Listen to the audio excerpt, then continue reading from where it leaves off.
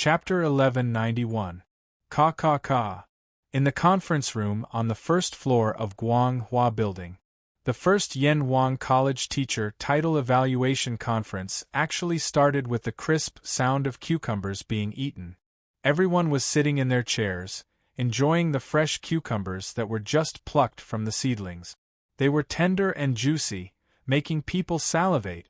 The conference room was also filled with the unique fragrance of cucumbers. For many people, this was not only a feast for their taste buds, but also a feast for their ears.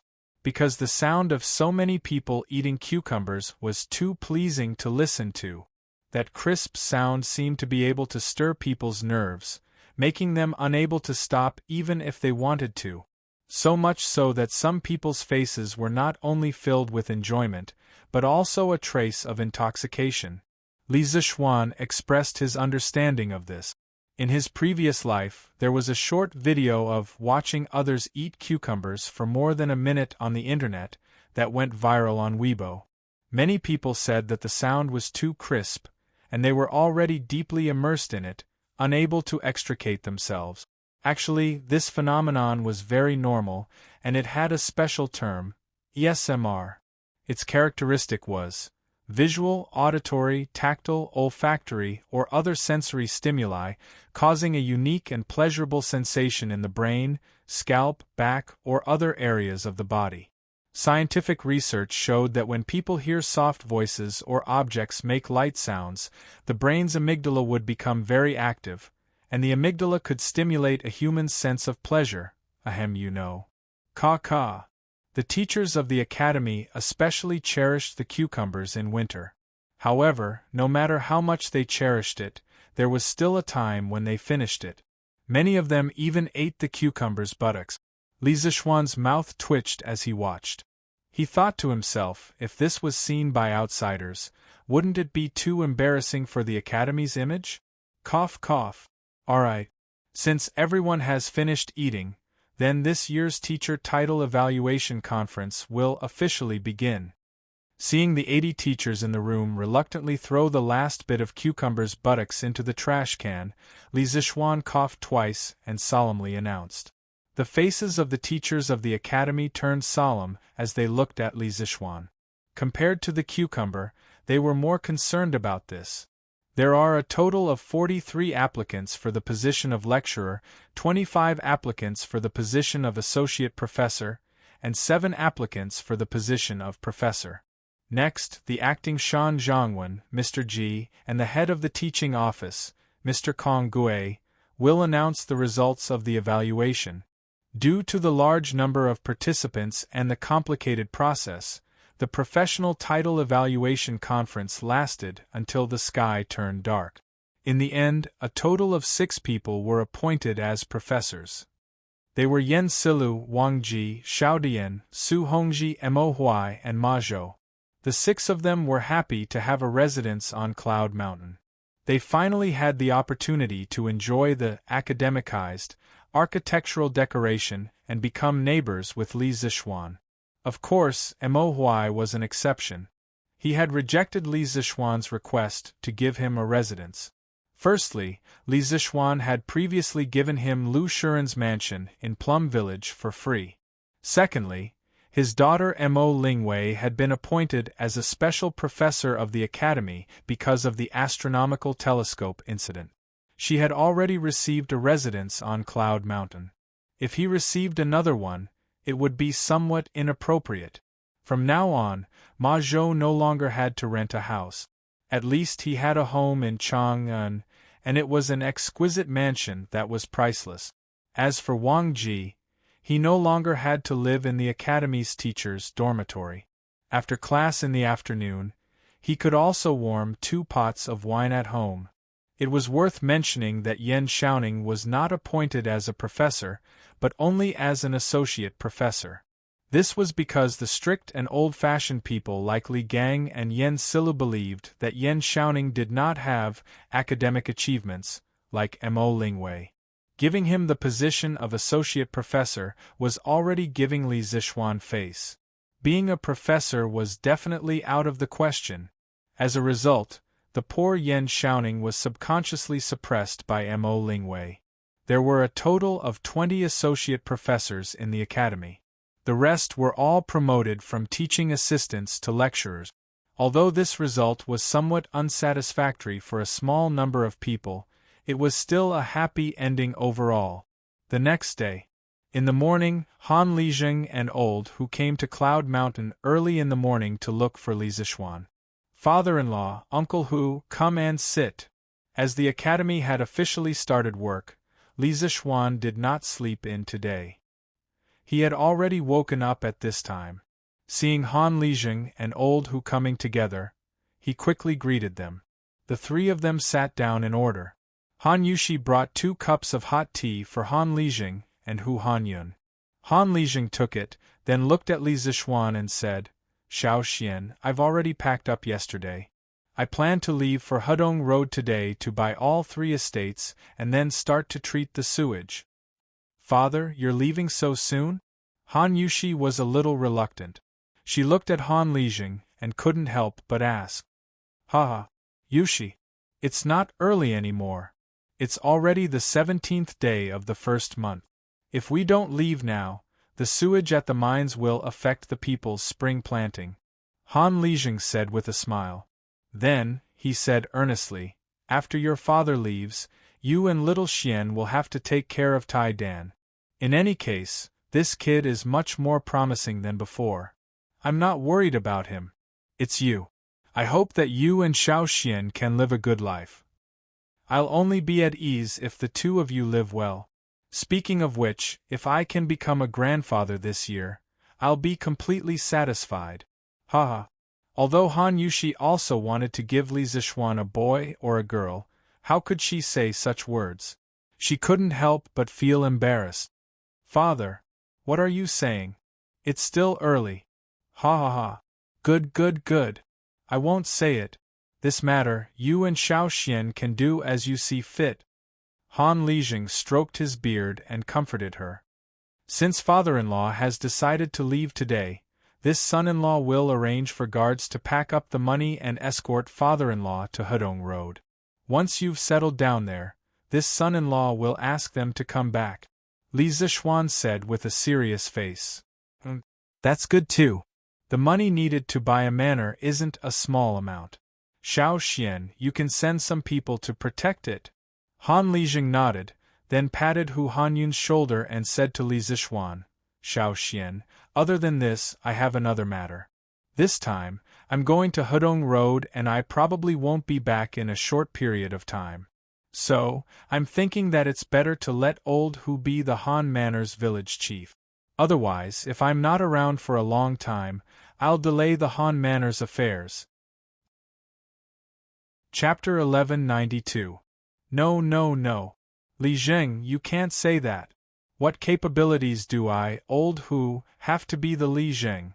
Only you can be the Han family village's Li Zheng. If you let me be the Li Zheng, wouldn't you be harming the entire Han family village?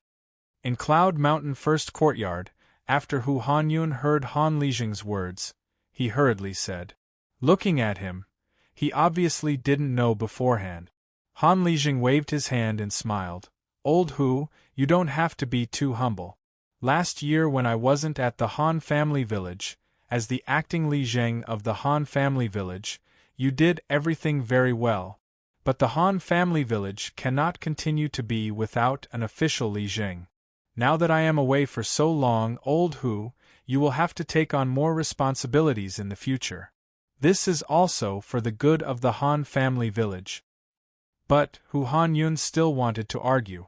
Being a straightforward person, he subconsciously felt that this was snatching the rice bowl from Han Lijing, and it was very unethical.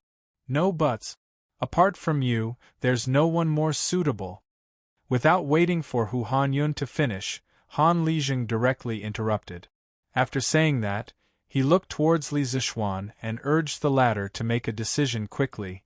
Little Xian, you should quickly consider this matter. I have to leave today, but the Han family village cannot be without a Li Zheng for too long. Li Zixuan frowned. He looked at his own wife's expression and realized that Han Yushi's face didn't have any special expression. He thought for a while and said, "Father-in-law is right. How about this, after father-in-law has completely settled down at Hudong Road, I will hand over the Han family villages Lijiang to Uncle Hu. What do you think?" Now, the entire Lantian County was his fiefdom.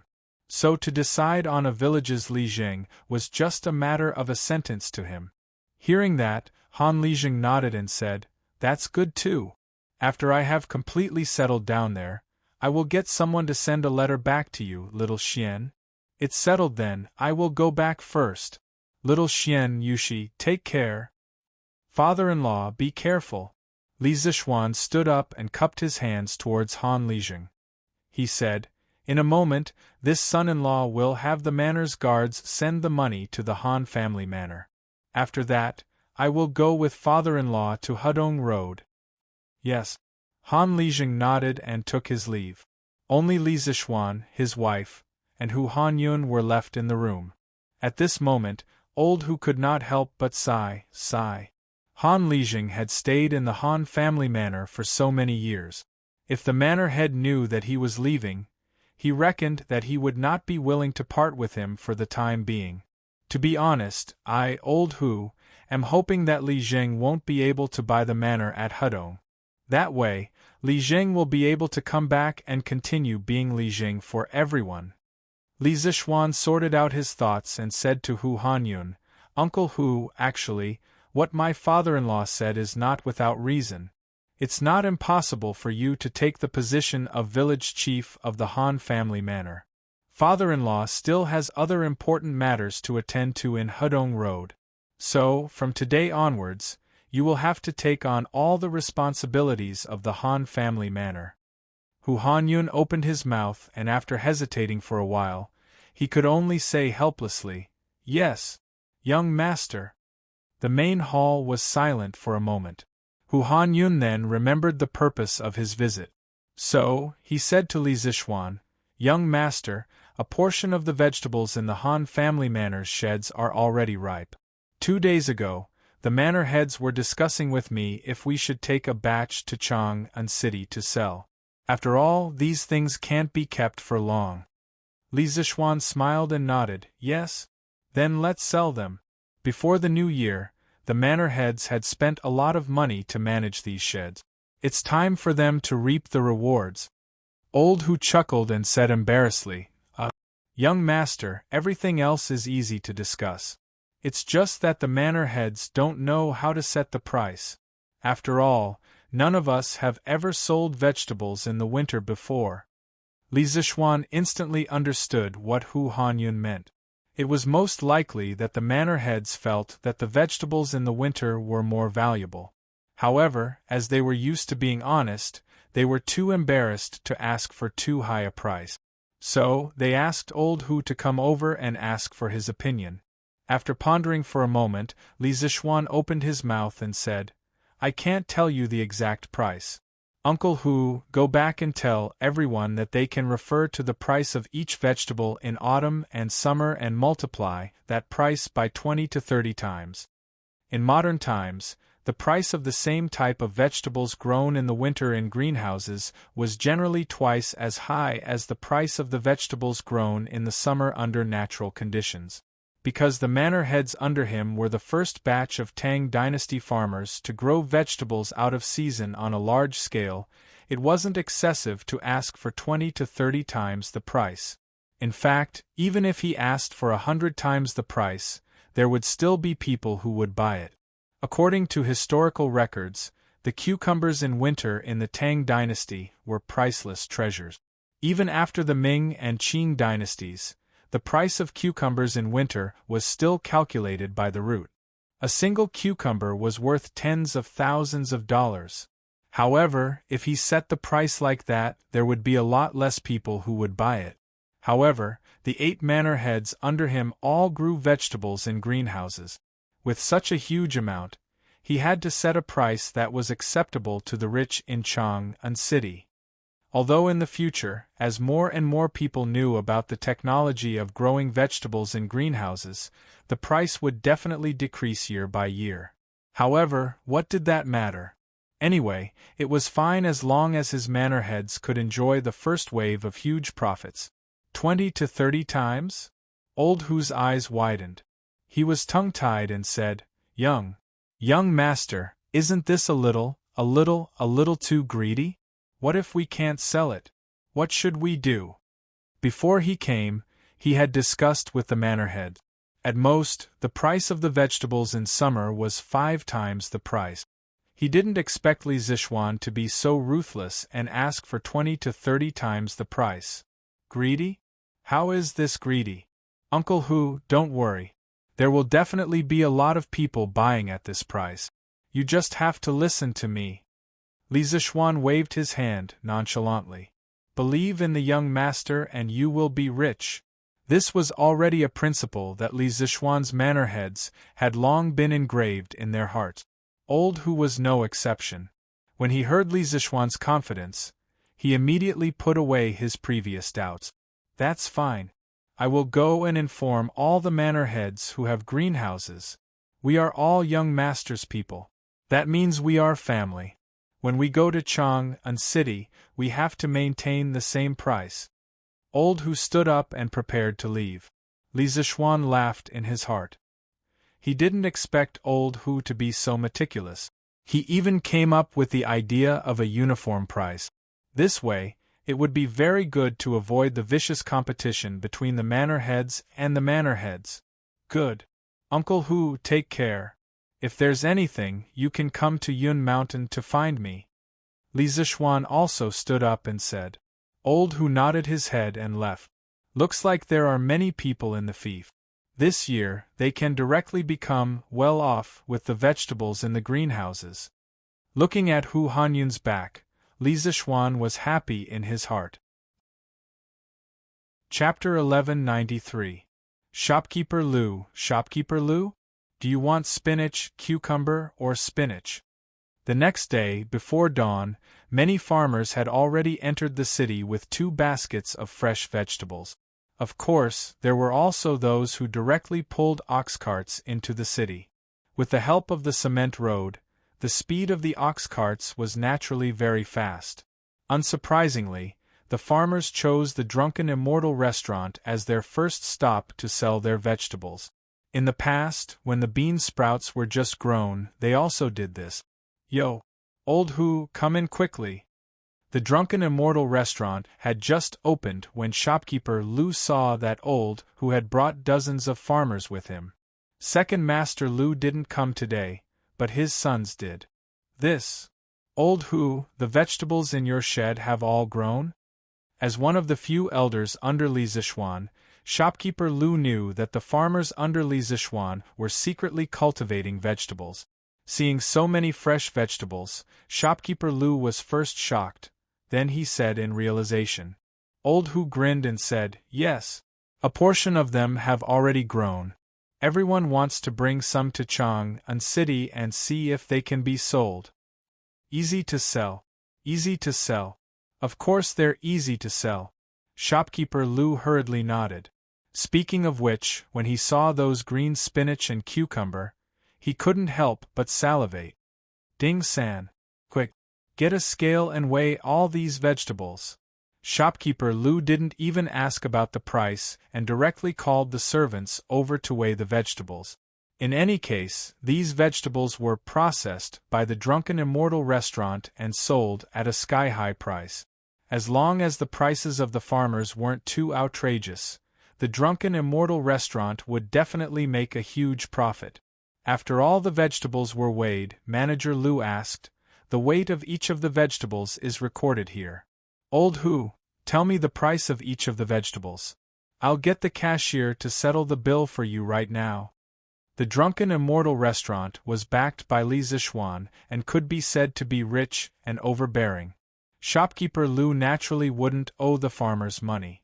Hu Hanyun scratched his head and said somewhat embarrassedly, Shopkeeper Lu, you also know that these vegetables were all grown in the greenhouse, so in terms of cost, It's much more expensive than growing vegetables in the summer. He was afraid that shopkeeper Lu would misunderstand, so he spoke in advance. Haha. No matter how unreasonable Lu is, he still understands this. Old Hu, just name the price. Don't worry about it. No matter how high it is, the drunken immortal inn will still make a profit. Shopkeeper Lu laughed and waved his hand carelessly.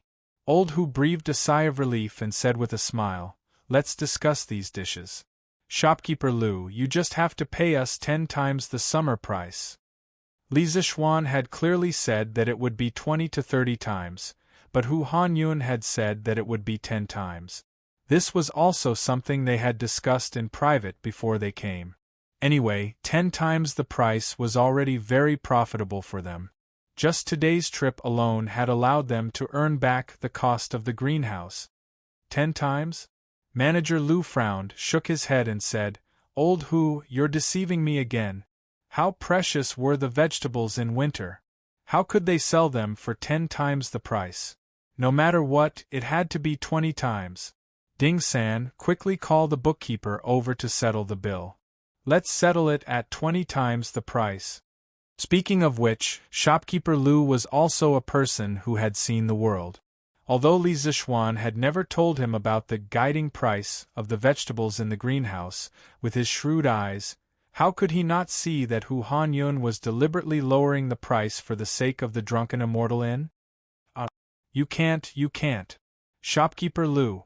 These vegetables aren't worth this price. That's right. Shopkeeper Lu. 10 times is too much.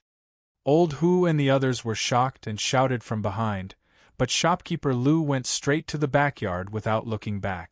Master! There are people selling fresh cucumbers, spinach in the East Market. Chongren Square, Chow family's courtyard. A servant girl ran in excitedly and said, "What?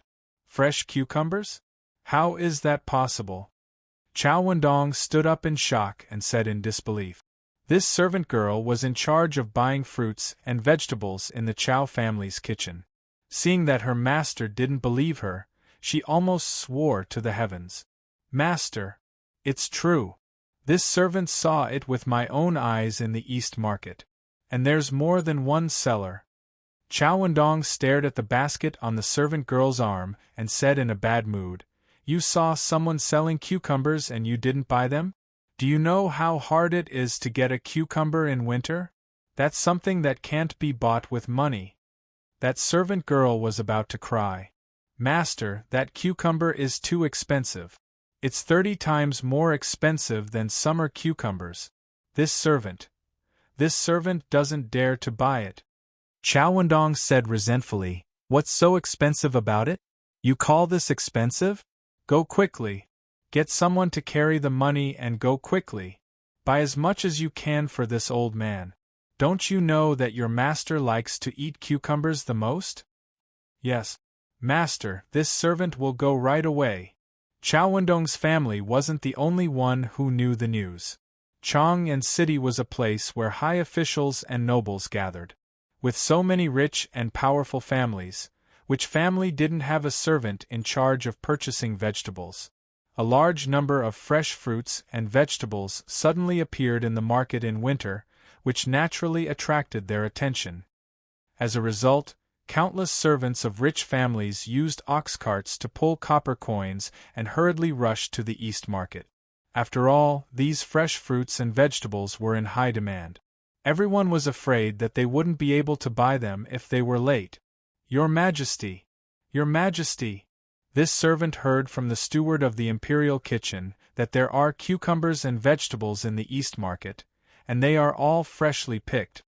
In the imperial palace's west court, a palace maid hurriedly walked in and said to Empress Zhongsun, "Oh, there are actually fresh cucumbers in the market?" Empress Zhongsun frowned and said doubtfully, "Could it be that someone in the imperial kitchen sold cucumbers to civilian merchants without authorization and used this opportunity to make a huge profit?" Thinking of this possibility, Empress Zhongsun's face became a little serious. The palace maid raised her head and replied, "Your Majesty, that's not it. The number of cucumbers in the East Market is more than the imperial kitchen. And those who sell cucumbers are farmers outside the city. Even if the imperial kitchen is willing to sell them cucumbers, they can't afford it. Oh, that's even stranger. How can these farmers have the conditions to grow cucumbers in the harsh winter? Empress Jiangxuan's mind was full of doubts. At this time, even if her imagination was rich, she couldn't think of the reason. This was mainly because the farmers under Li Zishuan were very tight-lipped. The greenhouse vegetables were only spread among the farmers, and it was difficult for outsiders to know. Your Majesty, the cucumbers sold by the farmers are not only fresh and in large quantities, but also not cheap. This servant heard that 1 jean of cucumbers costs 600 coins. Ordinary people can't afford it. The palace maid said again. If it weren't for the fact that cucumbers in winter were too expensive, she would have bought some to satisfy her cravings. After all, after a winter, everyone wanted to eat some fresh vegetables.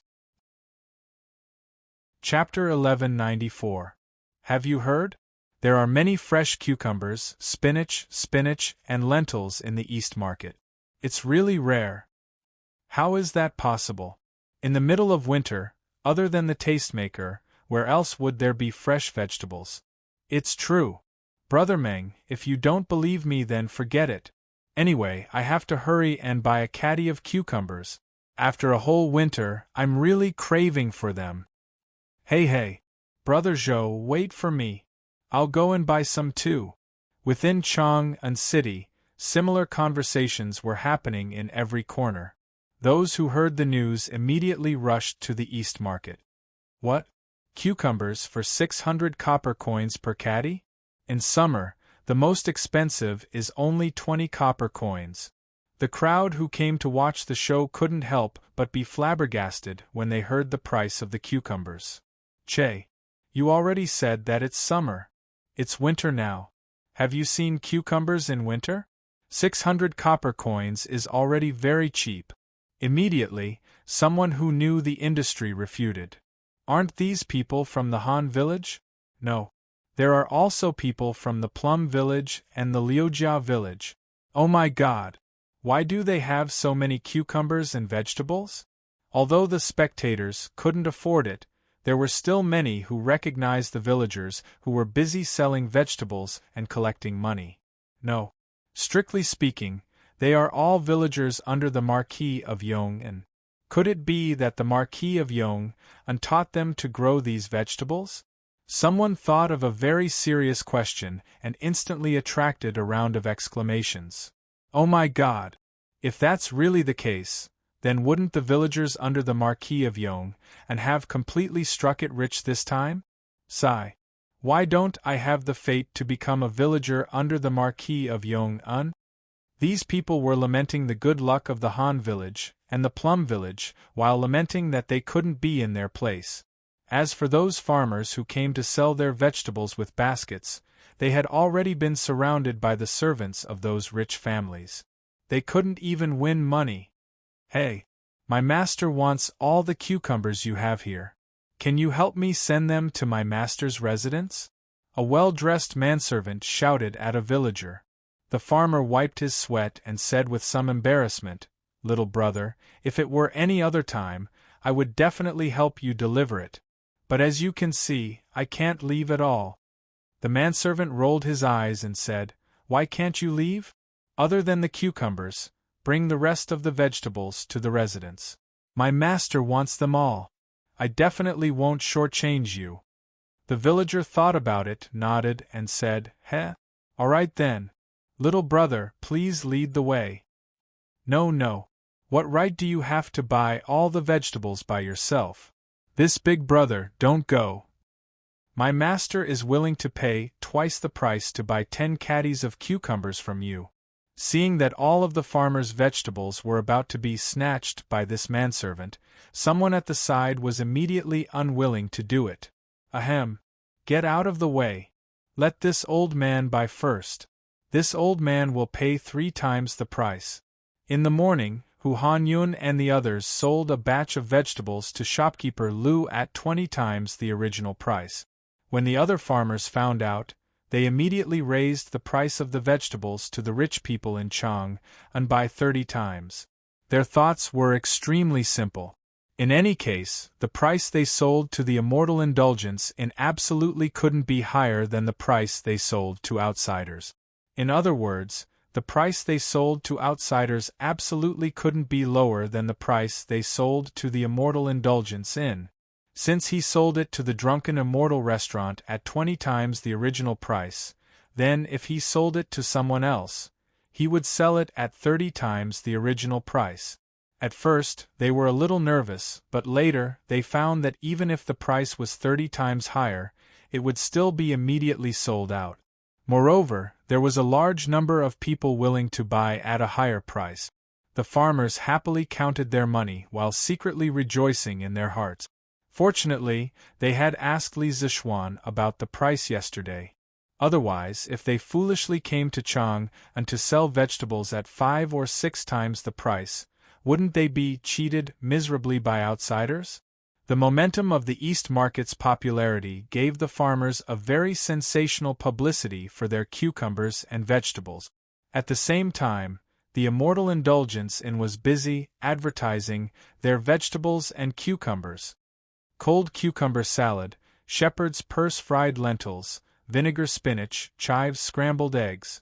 Yo! Shopkeeper Lu, the immortal indulgence in is very capable. This old man heard that someone was selling cucumbers and vegetables in the East Market this morning. I didn't expect that you would have ready-made cucumbers and vegetables at noon. Sure enough, you didn't let me down. At noon, Feng Zhihua and a group of old customers came to the immortal indulgence Inn to eat, and saw that there were several new dishes on the menu in the hall on the first floor. After looking at them, Feng Zhihua couldn't help but smile with satisfaction. When he heard the news in the morning, he immediately sent someone to the East Market to buy vegetables, but who knew that he was still a step late and didn't get anything. After all, Chang'an City had a population of over 1 million, and there were countless rich people in it. Although there were many farmers who came to sell vegetables, there were still so many people who came to buy at the same time. Therefore, Feng Zhihua, who didn't get any fresh vegetables, wanted to come to the immortal indulgence Inn to try his luck. He didn't expect that he would really come across it.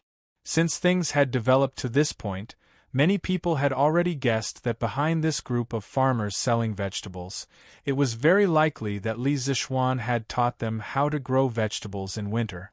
Feng Zhihua also thought so, otherwise, he wouldn't have chosen to come to the immortal indulgence Inn to try his luck. Hee. Boss Feng, you flatter me. What do you want to eat today? Shopkeeper Lu smiled like a Maitreya Buddha as he greeted.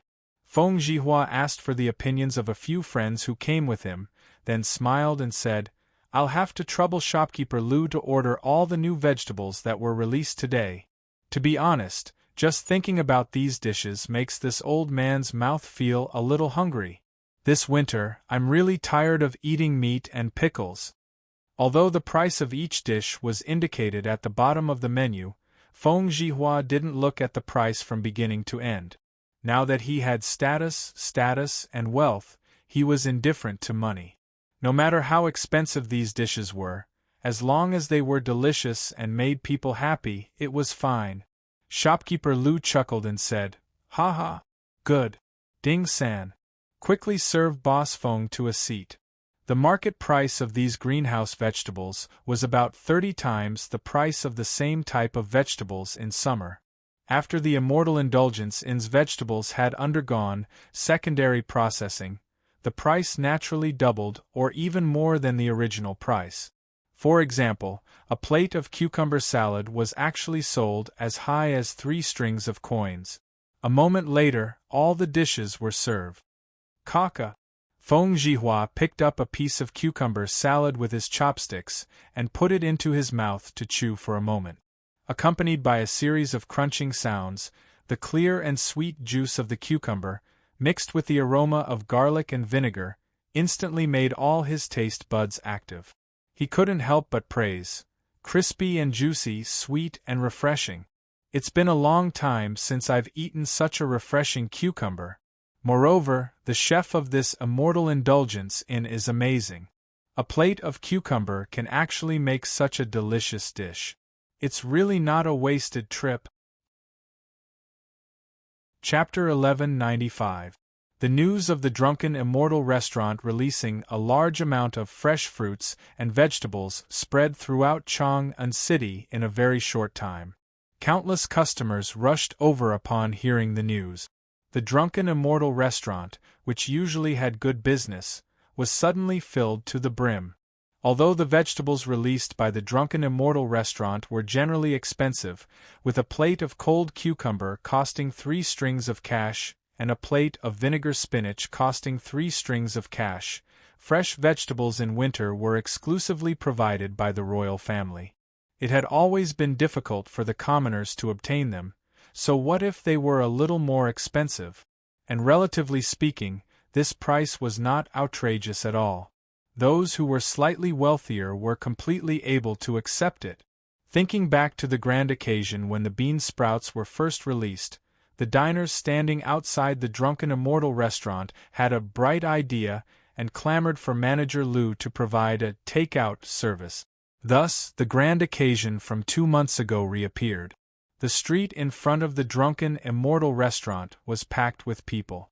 Some people carried the food they bought from the Drunken Immortal restaurant and directly ate in the carriages parked by the side of the road or in the shops next to it. In an instant, the fragrance spread everywhere. The people near the West City could even smell the fragrance of the vegetables in the air. Li Zishuan's farmers are selling cucumbers and vegetables in Chang'an City? In the Sweet Dew Hall, Li Er, who had just finished his morning court session, heard Empress Zhangsun come over to say this piece of news. His heart stirred, and he subconsciously thought that the vegetables sold by the farmers might very well have come from Li Zishuan's hands. Your Majesty, I feel that these farmers should have grasped the techniques of growing vegetables in winter, and the person who taught them these techniques is the Marquis of Yong'an. This concubine also asked Steward Zhao just now. The vegetables sold by the farmers should mature in 1 to 2 months. And a month ago, the Marquis of Yong'an only had 8 farms.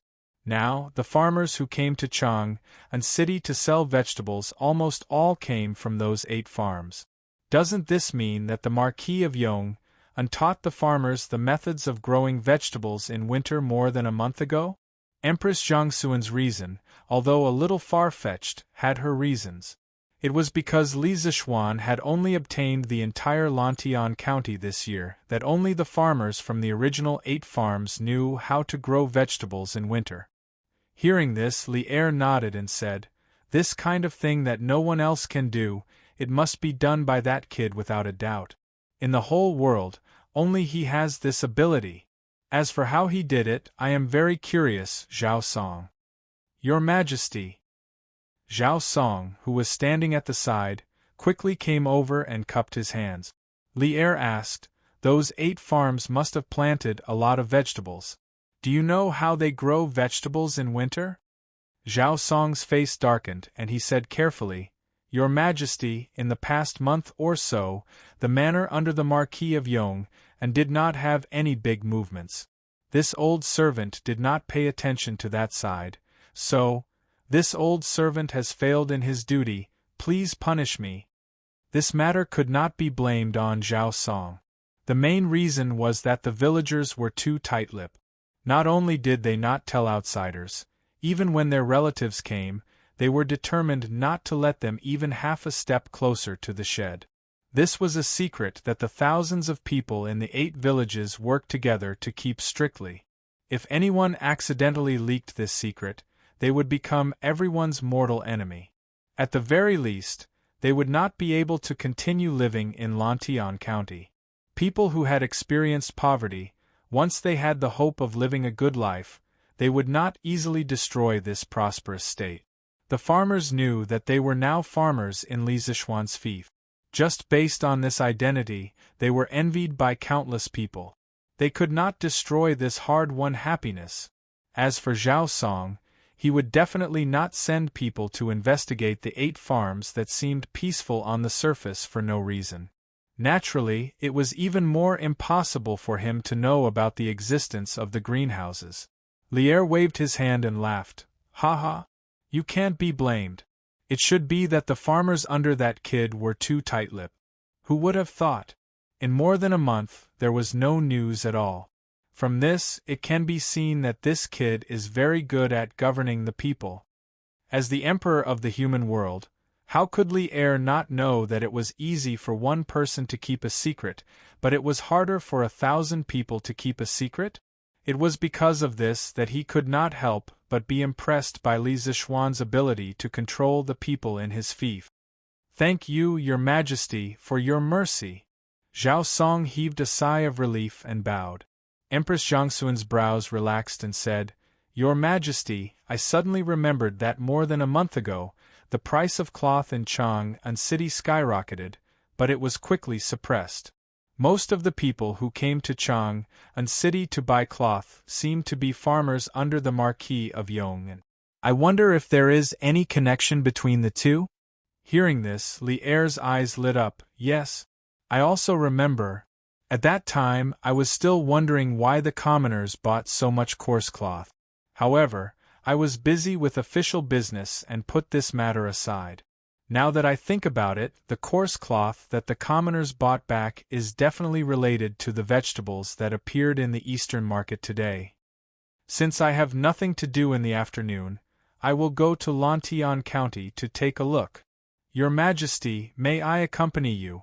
Empress Zhangsun also wanted to see how the farmers grew vegetables in winter and ensure that the vegetables did not freeze to death. As a result, when Lier's voice fell, she requested.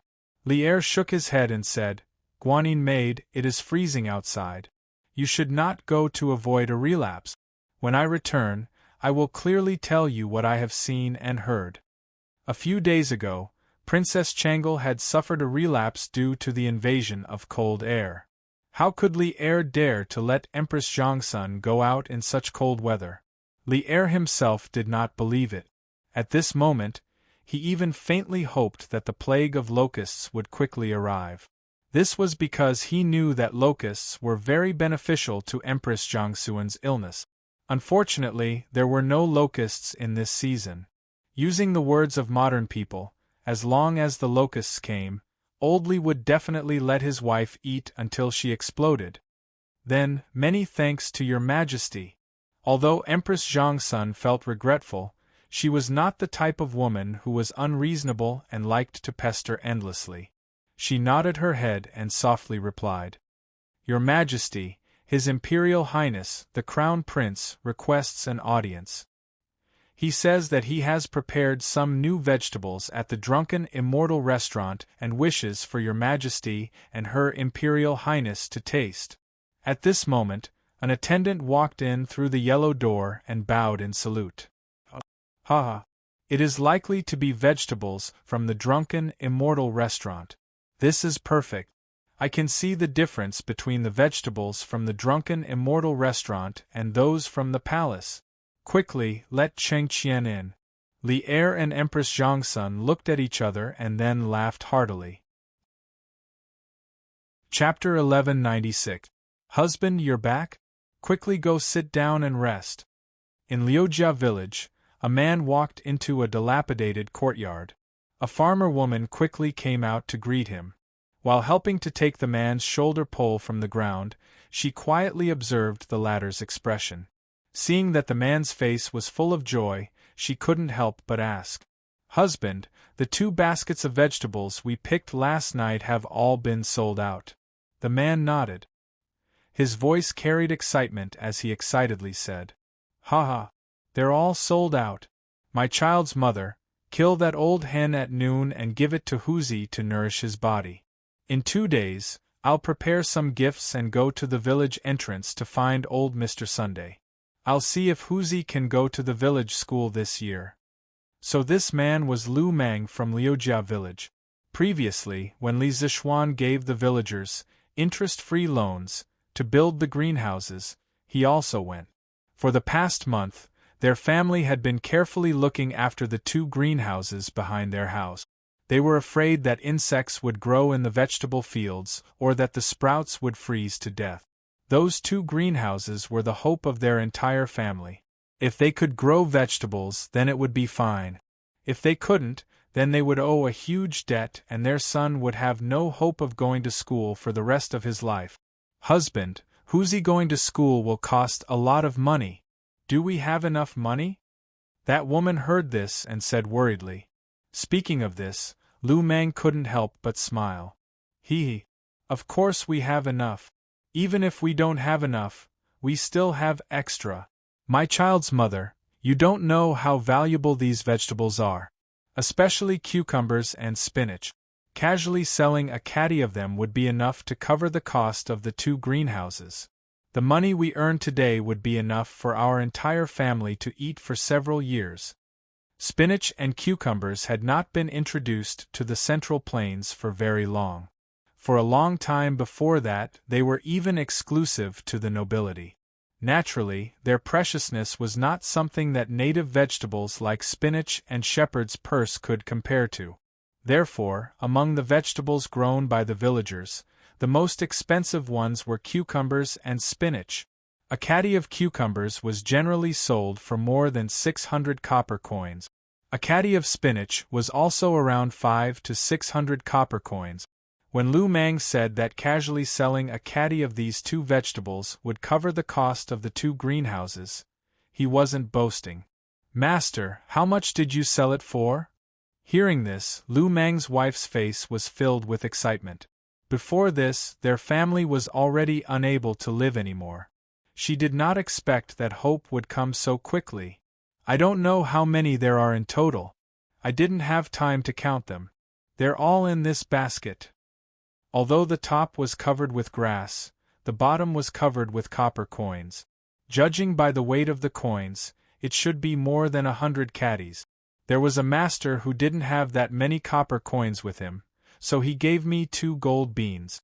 Look, it was definitely real gold. Our family is really rich this time.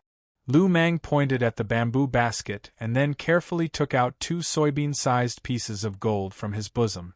They glittered under the sunlight. Although gold was not a circulating currency in the Tang Dynasty, in large transactions, copper coins were often unable to meet the demand, so occasionally, people would use gold leaves or gold beans as currency. Under normal circumstances, people who received gold could take it to a nearby pawnshop and exchange it for copper coins. The 2 gold beans in Lu Meng's hand should be able to exchange for nearly 20 strings of coins.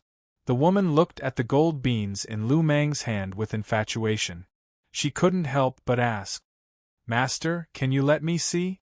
Lu Meng smiled and did not refuse. He handed the gold beans over. The woman took it and examined it for a while.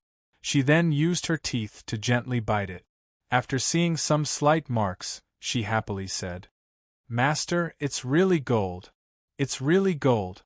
Lu Meng grinned and said with disdain, "Hey, you melon woman, these gold beans were given by Lord Chow. How can they be fake?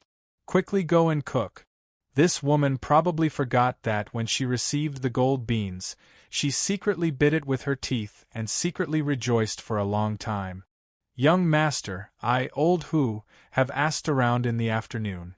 The vegetables that the farmers brought to Chang'an City have all been sold. Every household has earned at least 10 strings of money from this trip. Everyone is discussing how to return the money they borrowed from young master as soon as possible." In the afternoon, Hu Hanyun came to Yunshan to report to Li Zixuan. With Han Lijing gone, Li Zixuan's subordinates that were previously in charge of the surrounding villages were now under old Hu's management. Li Zixuan originally came to the academy in the afternoon to preside over the evaluation of the students' study plans for the next semester. Hearing that old Hu was coming, he had to take some time out to meet him. "Uncle Hu, the matter of money is not urgent. Everyone can return it whenever they want. When the time comes, please help me keep it first.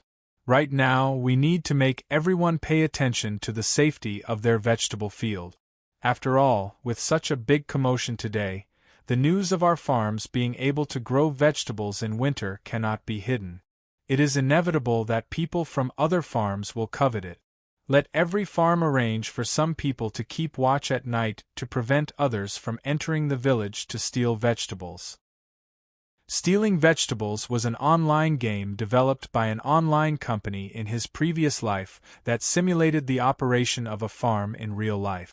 In the game, people could operate their own farms just like in real life, planting vegetables, fertilizing, harvesting, etc. Of course, the biggest joy in this game was stealing vegetables. For a time, stealing vegetables became popular, causing this game to quickly become popular on the internet. However, the stealing vegetables that Li Zixuan was talking about was definitely not the same as on the internet. It was also not that he was making a fuss over nothing. It was because the price of vegetables had skyrocketed. As the saying goes, profit moves people's hearts. When other people saw that the vegetables grown by his farmers were so valuable, it was hard to guarantee that there would not be some thieves coming to steal vegetables.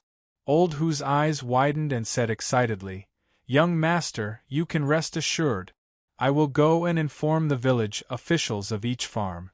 If anyone dares to steal vegetables, they will not be able to return." Li Zixuan's eyebrows twitched and quickly said, "Uncle Hu, be careful. Don't kill anyone." In this era where people relied on the heavens to make a living, there were some people who came out to steal. It was probably because they were forced to make a living. Their crime did not warrant death. Moreover, if they really killed someone, the authorities would hold them accountable, and it would be a troublesome matter. Old Hu laughed and said, "Young master, Old Hu knows what to do." After saying that, Hu Hanyun said goodbye and left. Li Zixuan was about to leave. Li Gang and the rest were still waiting for him to attend a meeting. If he did not go over, the old man would probably get angry. Hu knew that just as he stood up, he heard footsteps outside the door. Then came Li Er's energetic voice, "Haha. You are trapped in Yunshan, but you can still control the situation. Not bad, not bad." Chapter 1197. Greetings, Your Majesty. Yanwang Academy, Guanghua Tower. In a small meeting room, Li Zixuan clasped his hands and bowed to Li Er. He had already guessed the purpose of Li Er's visit. It must be for the vegetables in the greenhouse. After all, there was such a big commotion in Chang'an City today. As the ruler of the empire, it was impossible for Li Er not to have received any news. "Ha! You have done so many things behind my back. Aren't you going to explain to me?" Li Er walked in with his hands behind his back and sat on the sofa at the head of the table. He crossed his legs and looked at Li Zixuan. Li Zixuan stared blankly at first, then felt a chill run down his spine. From Li Er's tone, why did it feel like a resentful housewife complaining that he had an affair outside? He quickly shook his head to get rid of the messy thoughts in his mind. Li Zixuan went forward and cupped his hands. "Your Majesty, are you talking about the farmers growing vegetables?" Li Er grunted and said unhappily, "If not, what else could it be? You are asking the obvious again." Li Zixuan answered truthfully, "Your Majesty, this method of growing vegetables in winter was something that I came up with by chance. I saw that most of the farmers in my fief lived in poverty, so I imparted this method to them. However, I didn't expect that the farmers would be so tight-lipped and have kept the secret until now." Li Er thought to himself, "You are not the only one who didn't think of it. I didn't think of it either. I have to say, the farmers in your fief are quite united. As for growing vegetables in the winter, tell me how you did it." Li Er looked at Li Zixuan and said calmly. Li Zixuan thought for a while and cupped his hands. "Your Majesty, there are 2 vegetable fields on Yunshan Mountain. Why don't you take a look at them personally?" Li Er's eyes lit up. "Oh? That's great. Lead the way then." "Please wait a moment, Your Majesty. I will speak to Mr. Wenji and come immediately. This is where you grow vegetables." 15 minutes later, Li Zishuan brought Li Er to the large shed in the backyard of his courtyard. Li Er looked at the two long sheds in front of him and asked with a frown. Alas, Li Zishuan had never studied biology. Li Zishuan had no choice but to patiently explain, "Your Majesty, the reason why the soup supervisor can grow vegetables in the winter is mainly because of the warm and humid climate near the hot spring, which is suitable for the growth of vegetables. I use this kind of coarse cloth soaked in tung oil to build these two houses in order to maintain the temperature and provide a suitable environment for the growth of vegetables. In this way, it is not difficult to grow vegetables in the winter." Li Er nodded in realization and said, "Oh, so that's how it is." More than a month ago, countless people poured into Chang'an City and bought coarse cloth wantonly, causing the price of cloth in Chang'an City to soar. Presumably, this was the reason? Li Zishuan was not surprised that Li Er could think of this. He cupped his hands and said, "Your Majesty is wise. More than a month ago, the people did go to Chang'an City to buy coarse cloth in order to build sheds." It was indeed so. Li Er could not help but secretly rejoice at his own brilliant foresight. After a while, he opened his mouth and said, "Let's go. Follow me in to take a look." "Yes, Your Majesty." Li Zishuan did not have any objections.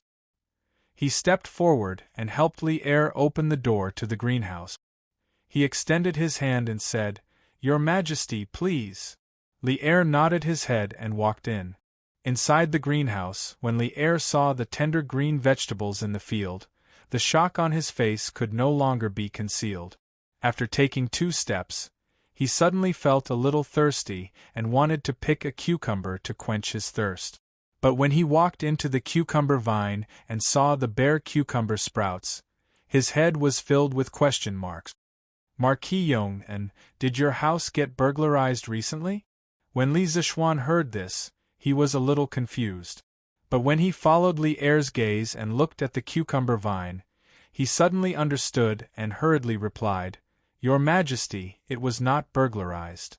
It was just that the cucumbers on the seedlings were all plucked yesterday." Then, he explained to Li Er in a few words. Yesterday, during Yenhuang College's first teacher title evaluation conference, Li Zishuan treated each teacher of the college to a cucumber. Although 1 cucumber per person did not seem like much, there were many teachers in the college. In the blink of an eye, 40 to 50 caddies of cucumbers were gone just like that. His greenhouse was only so big. It would be strange if the cucumber vine was not bare. Teacher Title Evaluation Conference? When Li Er heard this, his eyes flashed and he said lightly, "Tell me the results of the evaluation in detail." "Your Majesty, there were a total of 6 people who were evaluated as professors yesterday. They were respectively, as they walked out of the greenhouse, Li Zishuan explained the Academy's Teacher Title Evaluation Conference in detail to Li Er. After listening, Li Er nodded his head and said, "Your Teacher Title Evaluation Conference was very interesting. You can continue to stay in the college in the future. Just as you said before, I also hope that Yenhuang College can truly become a place where only talents are valued. Only then can the college become a college that benefits the country and the people." Li Zishuan nodded his head and said, "Your Majesty, rest assured. As long as I am here, I will definitely not let the college become a place for flattery. Establishing a heart for the world and establishing a life for the people is the foundation of Yenhuang College's existence." "Ha! I still believe in your words." Li Er laughed lightly and turned around to look at the greenhouse behind him. Then, he said thoughtfully, "Marquis Yong, and this method of growing vegetables in winter, can it be promoted to benefit more people? Different people, in different positions, would naturally think of different problems. As the king of Lantian County, Li Zishuan usually thought of the people in his fief. As for Li Er, as the emperor of the Tang Empire, he naturally thought of the people of the world. Now that the price of vegetables in Chang'an was comparable to gold, Li Er felt that this method could be used to let the people of the Tang Empire live a good life. When that time came, the Tang Empire would be rich and the people would be strong. Li Zishuan frowned and thought for a while. Then, he shook his head and said, "Your Majesty, it is not that I am stingy, but even if this method is promoted, it will not benefit all the people in the world. As the saying goes, the rarer something is, the more precious it is. Your Majesty, although the price of vegetables in Chang'an is very expensive now, it is only temporary. As more and more people know how to grow vegetables in winter, the price of vegetables will definitely drop greatly. When that time comes, those farmers who grow vegetables in winter will not only not be able to earn as much money as they do now, but also have the risk of losing money when the weather is very cold." The reason was very simple. The modern people clearly knew that vegetables in the greenhouse in winter were more expensive than in summer. Why didn't they all grow vegetables in the greenhouse? It was only because there were more people, and the profits were less. Chapter 1198. Cloud Mountain. After listening to Li Zishuan's analysis, Li Er felt that it made sense. However, it was because it made sense that he felt disappointed. Sigh. What a pity. After a moment of silence, Li Er sighed regretfully. Li Zishuan understood what Li Er was thinking. He was disappointed that the greenhouse vegetables could not benefit all the people in the world. He went forward and cupped his hands. "Your Majesty, actually, if you think about it from another angle, there's nothing to be regretful about. In the future, this method of growing vegetables using cloth sheds will definitely be widely spread. When winter comes, ordinary people can also afford to eat fresh vegetables. Doesn't this also mean that the Tang Empire is getting stronger? Furthermore, I only said that the people who start growing vegetables in greenhouses will not be able to earn as much as they do now. However, overall, they will still be able to earn. Every winter, there will be many empty fields among the people. The people can use them to grow vegetables and more or less subsidize their families, right? Therefore, on the whole, this thing can still be of benefit to many hundreds of people." Li Er thought carefully and realized that this was indeed the case. He could not help but feel happy again. "From what you're saying, you still intend to spread this method of growing vegetables in winter in the future?" Li Zishuan smiled. "Your Majesty, actually, even if I don't say it, this method of growing vegetables will slowly spread out. There's no secret in this world that can be kept forever." Now, his farmers had sold a huge amount of vegetables in Chang'an City and caused a huge sensation. Naturally, more and more people would be attracted. It would definitely be more and more difficult to keep a secret in the future. In fact, according to Li Zishuan's intentions, it would be fine as long as his farmers could earn the first huge amount of profit from the birth of the greenhouse vegetables.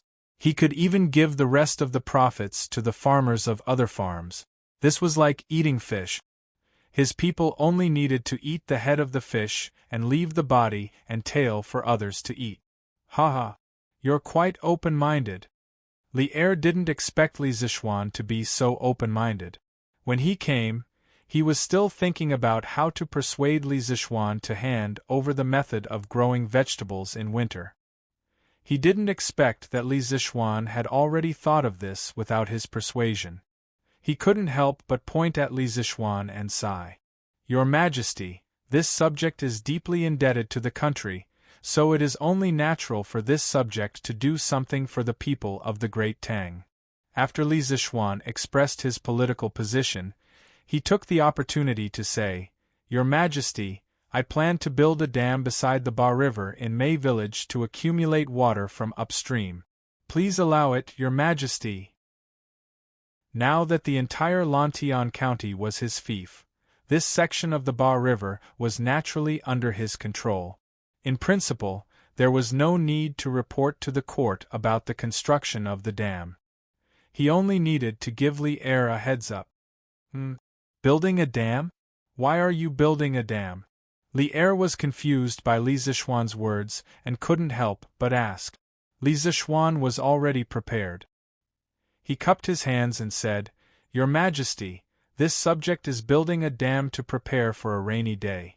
Previously, this subject told Your Majesty that in June this year, locusts will appear all over Guangzhou.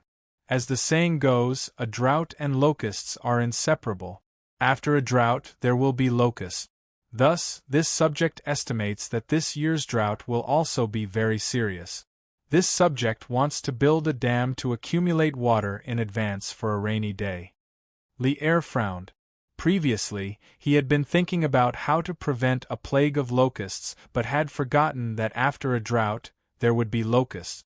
After Li Zishuan's reminder, his mood instantly became gloomy again.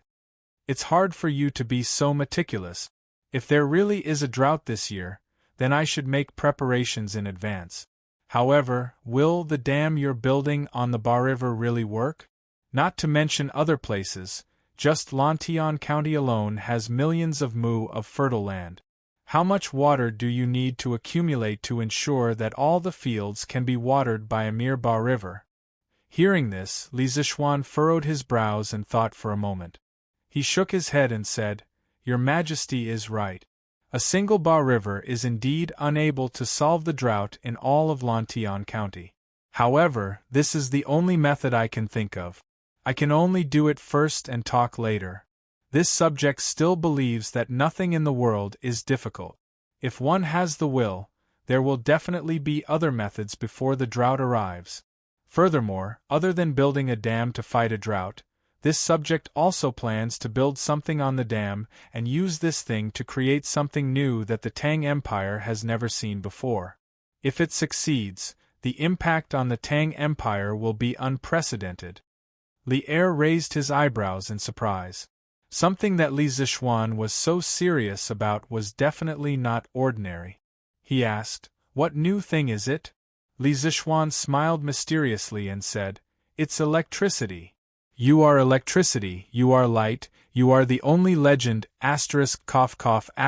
For some reason, Li Zishuan suddenly thought of a song from his previous life. Electricity? The surprise on Li Er's face grew. He pondered for a moment and suddenly said, "The telegraph machine you built previously, did it use electricity to send messages?" Li Zishuan smiled and said, "Your Majesty is wise. The telegraph machine needs electricity to work properly. Actually, there is electricity in this world, but that kind of electricity is too powerful and it is difficult for mortals to use it." Li Er was not a stupid person. On the contrary, he was very smart. Hearing Li Zishuan's words, he instantly thought of something and asked, "Are you talking about thunder and lightning?"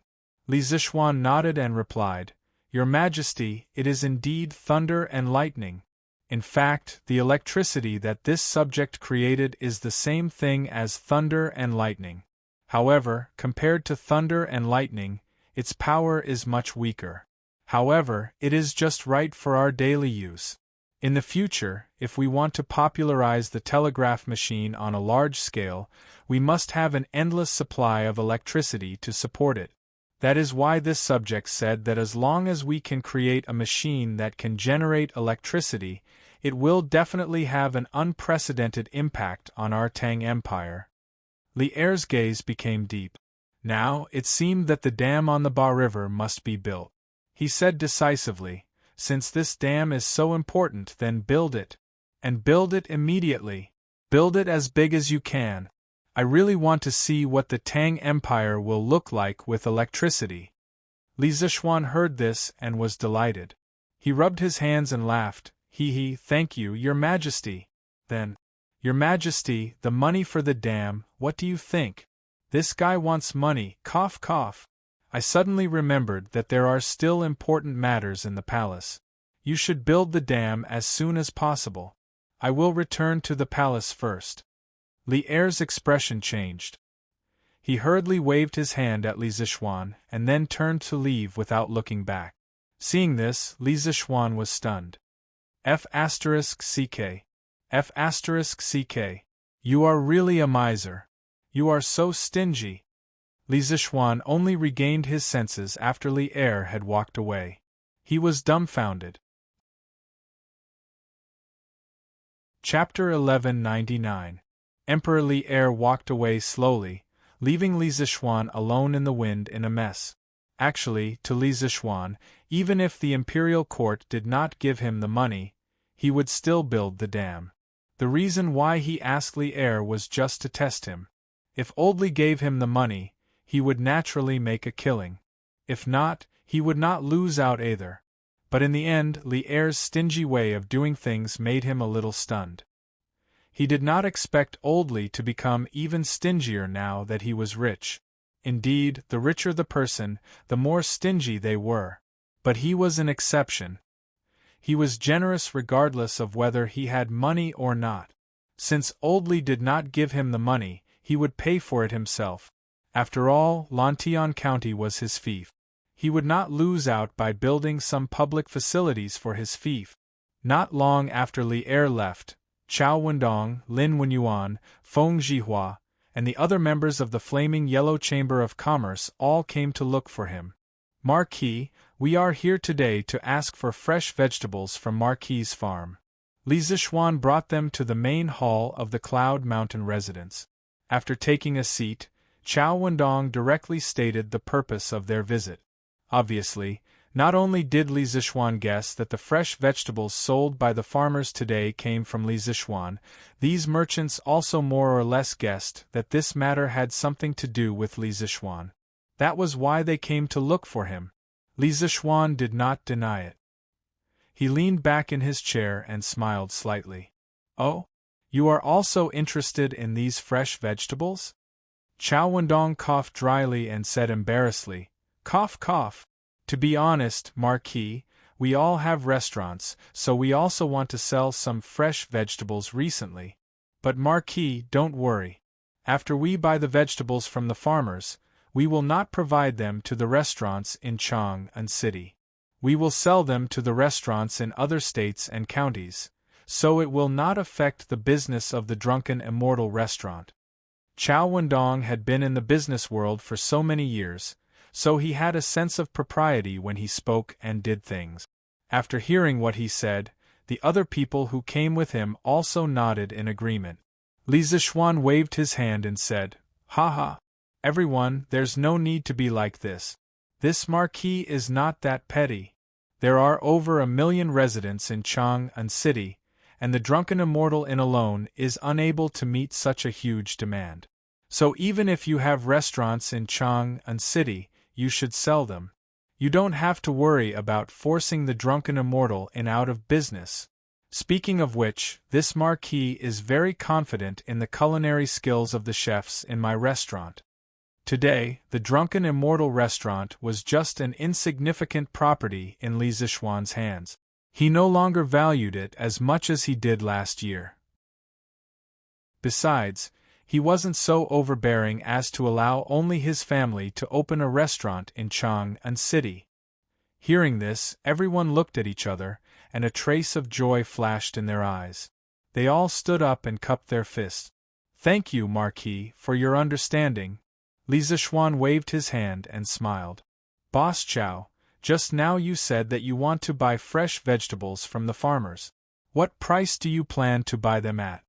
Compared to other things, this was the question that Li Zixuan was concerned about. Now, in the Tang Empire, there was no other place that could grow vegetables in greenhouses except for his. Although Qing Yaojin and Qin Qiong also grew vegetables, they weren't ripe yet. So he was fully qualified and had the confidence to fight for more benefits for the farmers. Chao Wendong cupped his fists and said, "Marquis, we've discussed and decided to buy the vegetables at the price that the farmers sell them in Chang'an City today. This way, not only will they not make less money, but it will also save them a trip. What do you think?" Offering such a price didn't mean that Chao Wendong was crazy or that he didn't want to make money. But they felt that the price that the farmers sold the vegetables in Chang'an City today was a little too cheap, and there was still room to raise it. Once they monopolized all the goods in the hands of these 8 villages, it would be even easier to raise the price. It could be seen that some capitalistic monopolies, whether in modern times or ancient times, existed. In this way, we can't let you suffer a loss. As for the so-called purchase price, I allow you to fluctuate according to the market demand. Because according to my speculation, the current high price of vegetables won't last long. In another half a month, all the vegetables in the Qing and Qin families' farms would be ripe. At that time, the price of vegetables in Chang'an city would definitely drop. So Li Zixuan added such a rule for Qiao Wendong and the others. Otherwise, this group of people would definitely suffer a loss in the end. They were all members of his Chamber of Commerce and could be considered as his own people. He didn't need to cheat them for such a small amount of money. Qiao Wendong and the others were delighted. "Thank you very much, Marquis." Li Zixuan waved his hand and said, "In a while, I will send someone to pass down the order. When the time comes, you can go directly to each farmer. They will assist you to buy vegetables or cucumbers from the farmers. But all of this depends on the farmers' willingness. If they want to sell it themselves and don't sell it to you, you can't force them." Of course. Qiao Wendong and the others hurriedly responded. Li Zixuan thought for a while and said, "In my opinion, in order to ensure the freshness of the vegetables, you can wake up early every day and come here. Let the farmers who want to sell you vegetables help you pick the vegetables, and then use the carriages to transport them to Chang'an. Now that the official road between here and Chang'an city has been paved with cement, a round trip can save a lot of time and ensure the freshness of the vegetables to the greatest extent." Qiao Wendong nodded happily and said, "Marquis' idea is indeed a good idea. The freshness of the vegetables is the key. With this cement road, we can quickly transport the freshly picked vegetables to the restaurant and start selling them. In terms of freshness, there is naturally no problem." "That's great." The others also felt that Qiao Wendong's words were reasonable and nodded in agreement. After chatting for a while, Qiao Wendong and the others finally bid farewell and left. Li Zixuan hurriedly called Pang Feiji and told him that Qiao Wendong and the others wanted to buy vegetables before spring. He also sent him to inform the farmers of the 8 big farmers to cooperate with Qiao Wenzhong and the others.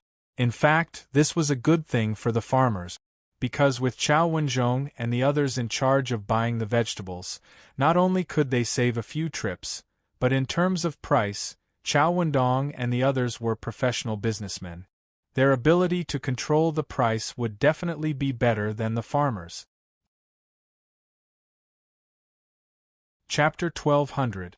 The next day, Qiao Wendong, Lin Wenyuan, and the other members of the Yan Huang Chamber of Commerce arrived at Li Zixuan's farmsteads early in the morning.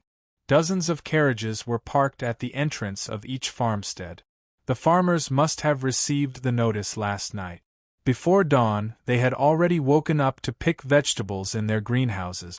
When Qiao Wendong's group of carriages arrived, they immediately began to load the vegetables into the carriages.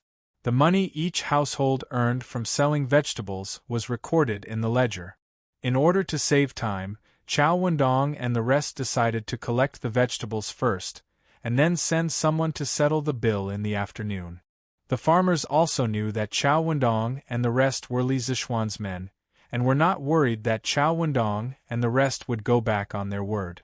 Every single one of them sent over all the vegetables they had picked in their greenhouses.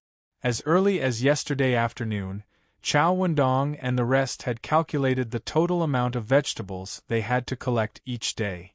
They also informed the village leaders of the 8 farmsteads, and the number of vegetables each farmstead received was up to them to decide.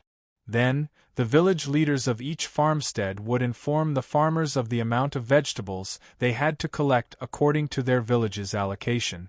Because there weren't any good methods of keeping fresh in this era, vegetables couldn't be kept for a long time. The best way was to pick them up and sell them immediately. Anyway, every kind of vegetable had a relatively long maturity period, so it wouldn't go bad even if it was left in the field. This way they could also achieve a long-term result. Otherwise, if they collected this batch today, they would not be able to collect any more in the future.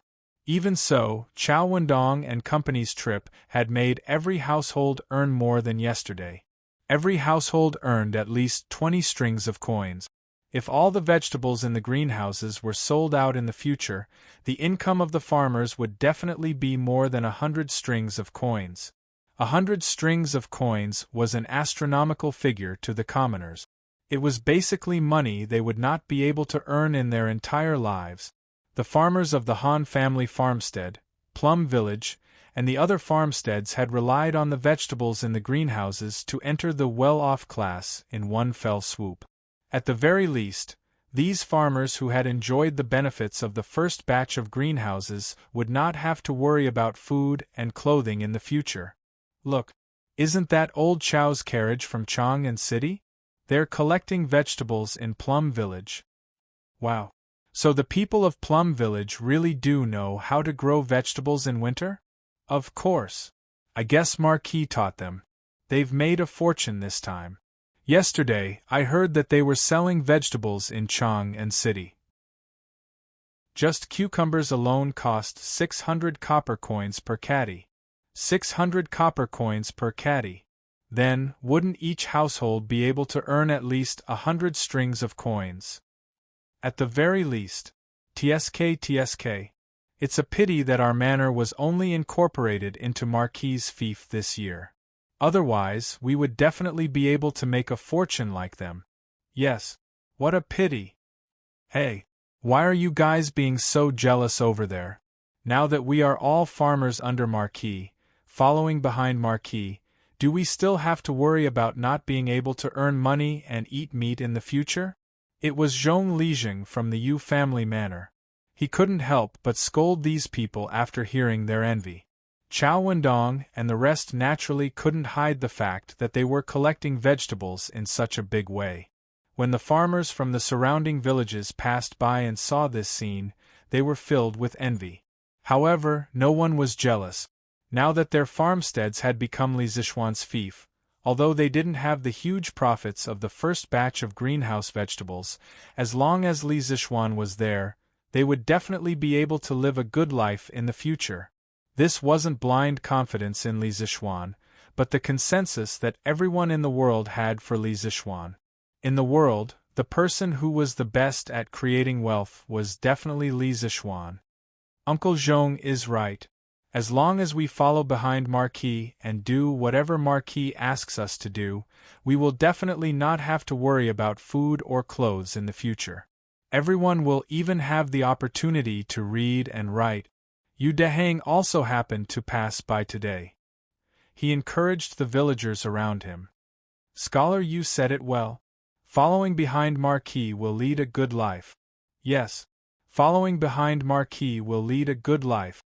What Li Zishuan didn't expect was that this group of farmers who had just joined his fief, after seeing the Han family manor and the other farmsteads making a lot of money, not only were they not jealous, but they were even more loyal to him.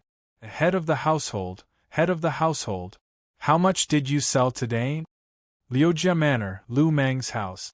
After the large group of people who came to collect vegetables left, Lu Mang's wife quickly came over and asked anxiously. Lu Mang grinned and his expression was full of pride. I just saw Lord Lin's account book. This time we sold 35 strings of coins and 73 copper coins. Lord Lin said that he would bring the money to us in the afternoon and distribute it door to door. So much? Head of the household, did you see wrong? The farmer's wife opened her eyes wide and said in disbelief. In the past, when they were digging for food in the fields, they earned money 1 copper coin at a time. Now it had become 10 strings of coins, 10 strings of coins. This made it hard for her to get used to it. How could it be fake? Lu Meng stared and said. If you don't believe me, wait until Lord Lin sends the copper coins over in the afternoon and you will know. Let me think, how many baskets of coins do we need to fill with 30 strings of coins? Mother of my child, when the time comes, you must prepare a basket to hold the money. The woman responded and then sighed. She said with some regret, I'm sorry. Head of the household, if we knew that these greenhouses were so profitable, we would have made a few more. This time, we would definitely be able to earn more. Actually, she wasn't the only one who had this thought. At this moment, who knows how many of the farmers in the 8 farmsteads were secretly beating their chest and stamping their feet. When Li Zixuan told them to make greenhouses, many of them were still worried about whether or not they would lose money. But now, looking back, they suddenly felt how stupid they were at that time. If they had completely believed in Li Zixuan and made a few more greenhouses, then the money they earned this time would definitely be enough to ensure that their entire family would not have to worry about food and clothing for the rest of their lives. Go away. Don't be unsatisfied. Think about it. Even if you wanted to make a few more greenhouses, where would we have the extra money to buy cloth? Now that we have earned so much money, we should be satisfied and even more grateful. If it wasn't for Marquis, we probably wouldn't even be able to eat a hot meal right now. Following behind Marquis, we will definitely be able to live a better life in the future. Look at old Hu from the Han village. Not only is he now the village chief of the Han village, he also made 7 or 8 greenhouses this time. This time, he made the most greenhouses out of all the 8 farmsteads. His family will probably be able to earn thousands of strings of coins this time.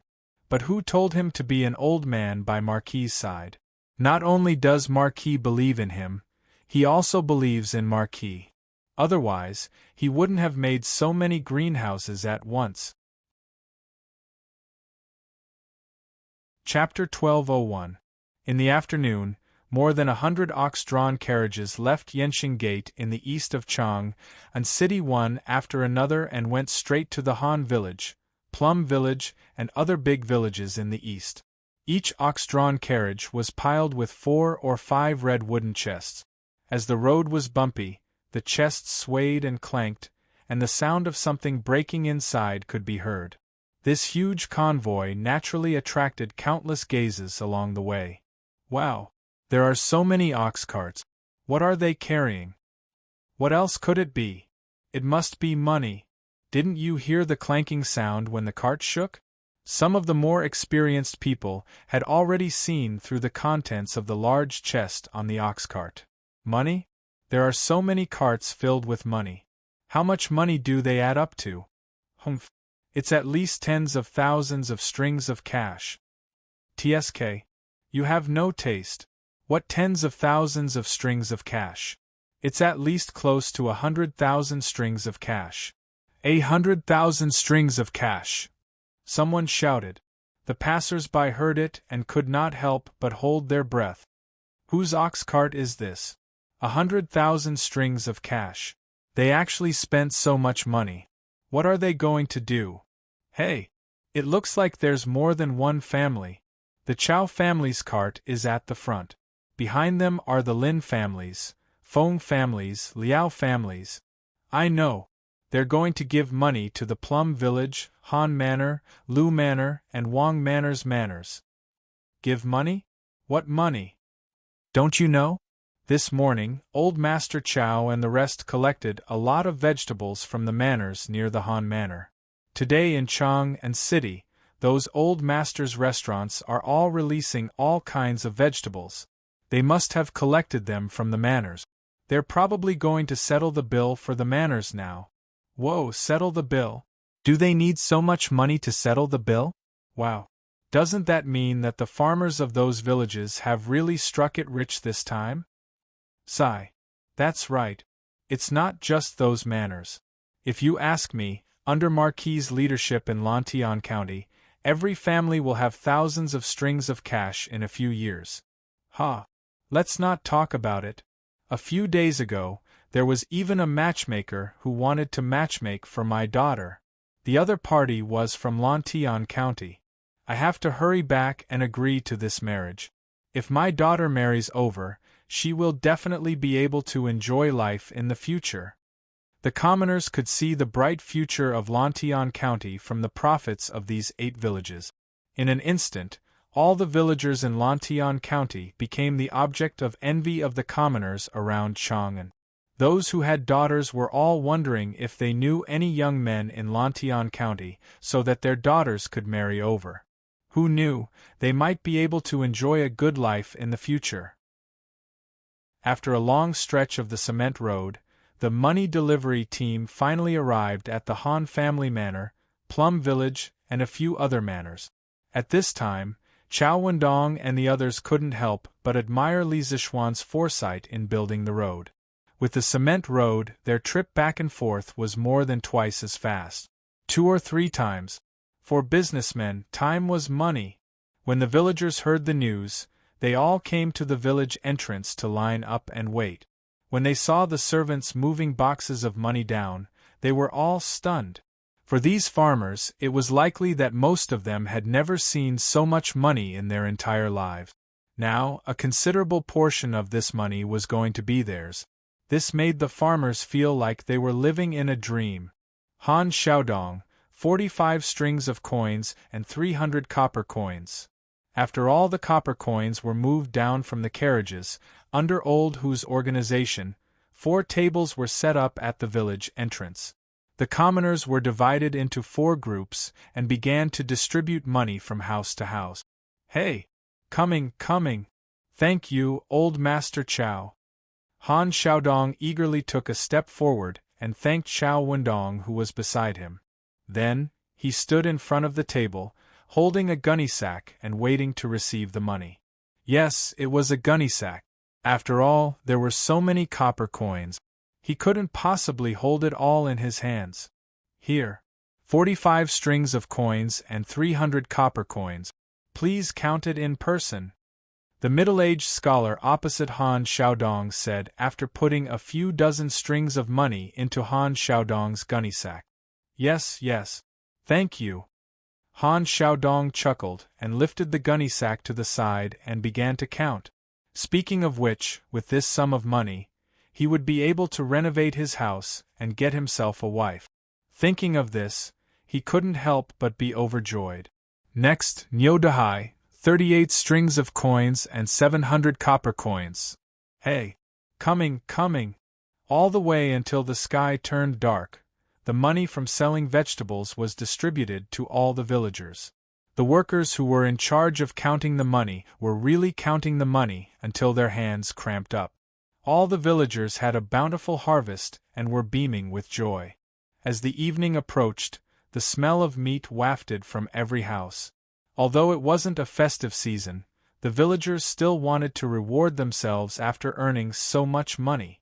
After experiencing this, the 8 villages under Li Zishuan could be considered to have become rich overnight.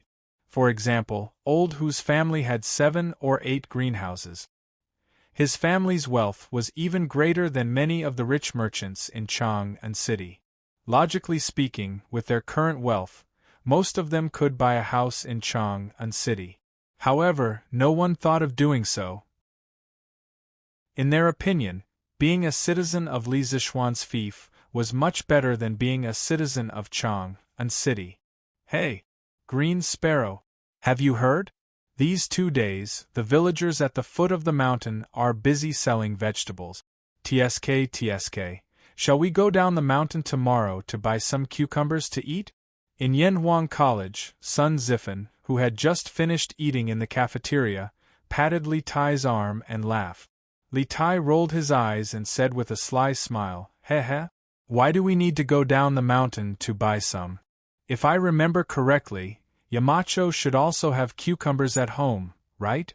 Last time when the academy teachers had a meeting, Yamacho brought 2 baskets of cucumbers. Let's go to his house tomorrow and take 2. Yamacho won't ask us for money, right? Sun Zifan couldn't help but be very interested when he heard this. He nodded vigorously and said, Ha. It's settled then. Tomorrow morning we'll go to Yamacho's house. Little Ku, are you going? Li Tai was a little excited to find a partner.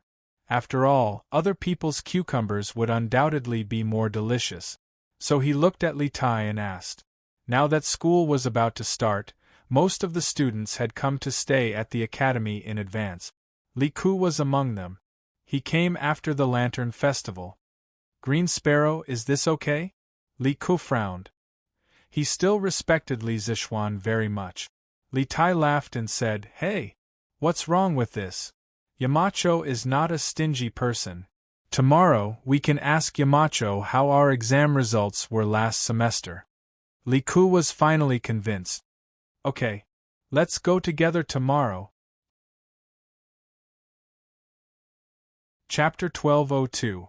The next morning, Li Zixuan had just woken up and was about to have breakfast when Li Tai, Li Ku, Qing Chumo, Sun Zifan, Yuqi Baolin, and Qin Huayu arrived. It turned out that all the students from Dormitory 01 were here, and they even brought Li Ku with them. "Heh. Why are all of you here so early today? Are you here to scrounge for food?" Li Zixuan was overjoyed and immediately laughed. Speaking of which, the courtyard was only a few steps away from Yanhuang College. In the past, Li Tai, Qing Chumo, and the others often came over to scrounge for food. After so many times, Li Zixuan had gotten used to it. However, it was the first time that so many people had come today. Yamacho, don't make it sound so bad. What's scrounging for food? We're here for something important. Li Tai licked his lips and laughed. "If that's the case, then I won't get anyone to add more bowls and chopsticks for you. Find a place to sit yourselves. If there's anything, wait until I'm done eating," Li Zixuan said casually and then started eating, ignoring the students. Li Tai was speechless and secretly regretted why he had pretended to be good just now. Fine, now he could only watch Li Zixuan eat from the side, right? Speaking of which, they hadn't eaten in the morning. Now that they were standing at the side and watching Li Zixuan eat, it was really a kind of torture. Han Yushi couldn't help but cover her mouth and laugh when she saw Li Tai's choked look. She turned to Li Zixuan and said, "Hubby, don't tease Qin and the others. It's so early now. They definitely haven't eaten yet. I'll get someone to add more bowls and chopsticks for them." With that, she got up and went to instruct the servants. Master's wife was still more reliable than Master at critical moments. Li Tai was so touched that he cried, "Thank you, Master's wife." A moment later, "Yes. This cucumber salad tastes really good." "Yes. The stir-fried spinach is pretty good too." "Green sparrow, have a taste. Master's wife's craftsmanship is amazing." "Oh. How could these lentils be made so fragrant? What's in there?" Once they were on the table, Li Tai, Qing Chumo, and Sun Zifan, these three chatterboxes, couldn't stop talking. After looking around, only Yuqi Baolin was more honest. This child didn't have the time to comment at all. He only focused on stuffing the food on his plate into his mouth. Han Yushi saw that the dishes on the table were about to be eaten up, so she quickly went to the kitchen to cook a few more dishes at the last minute. Only then was she able to let these people eat their fill. Burp. After breakfast, Li Tai lay on the old-fashioned wooden armchair in Li Zixuan's house. He rubbed his stomach contentedly and burped.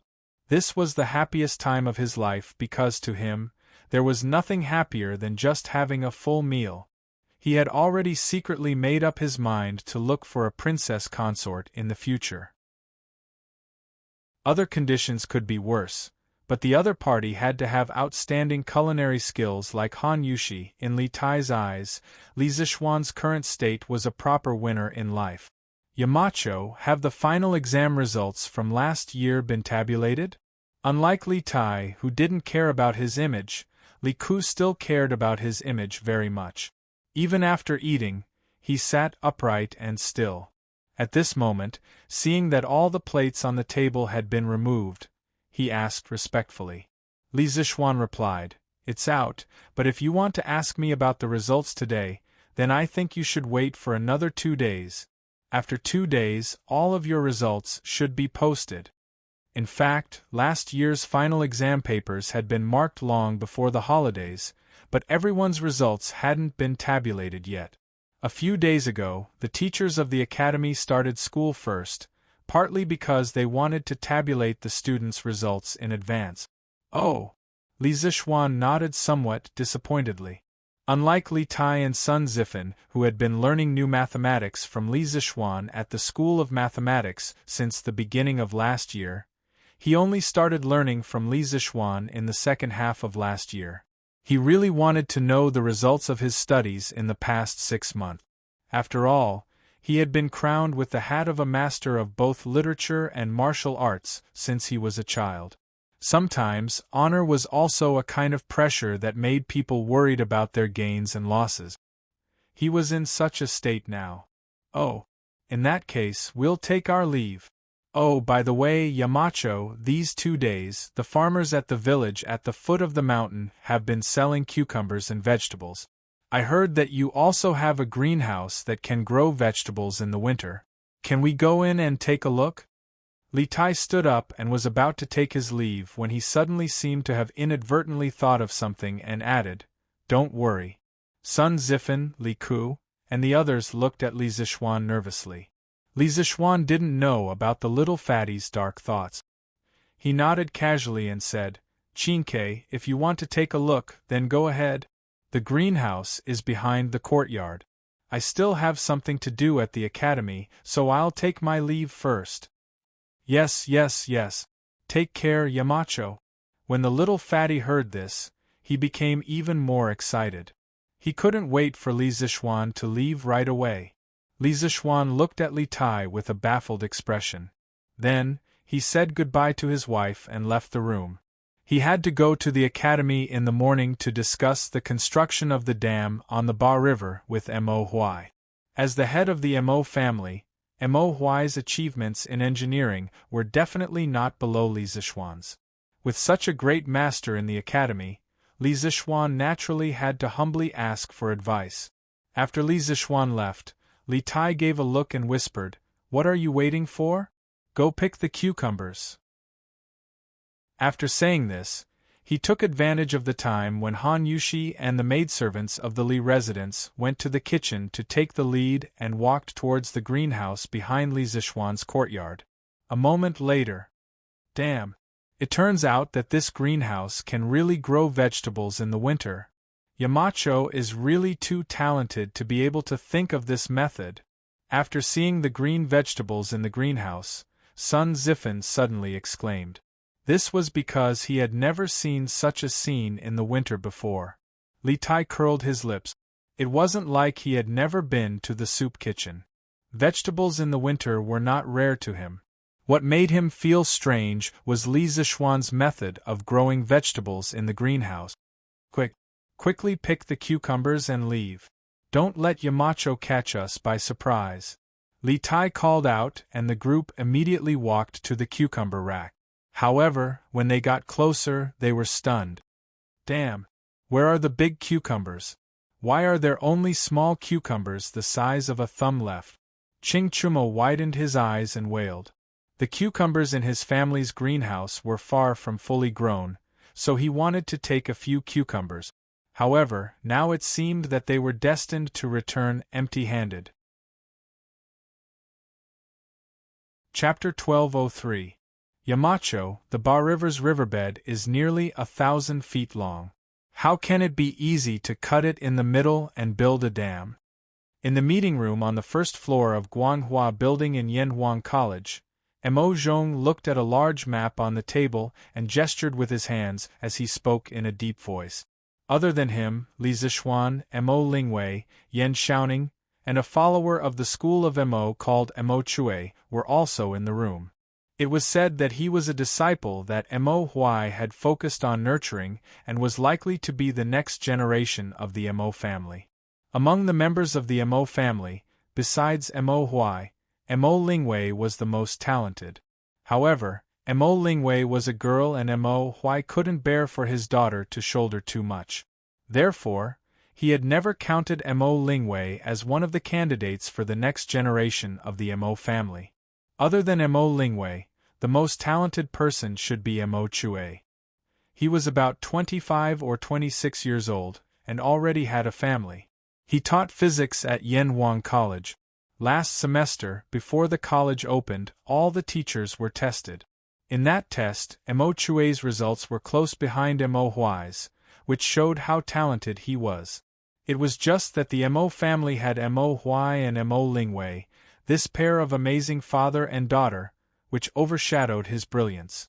Otherwise, he would definitely become a figure of the Mo family. At this moment, everyone in the meeting room was staring at a map on the table, frowning and deep in thought. Li Zishuan spoke in an unquestionable tone, "There's nothing impossible in this world. The Ba River is only 1,000 feet wide. It's not impossible to build a dam on the riverbed.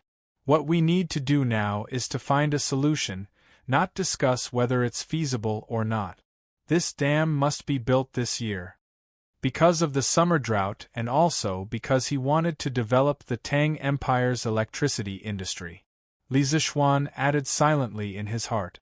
Moreover, 1,000 feet wide riverbed wasn't very wide for him. It was only 300 meters wide.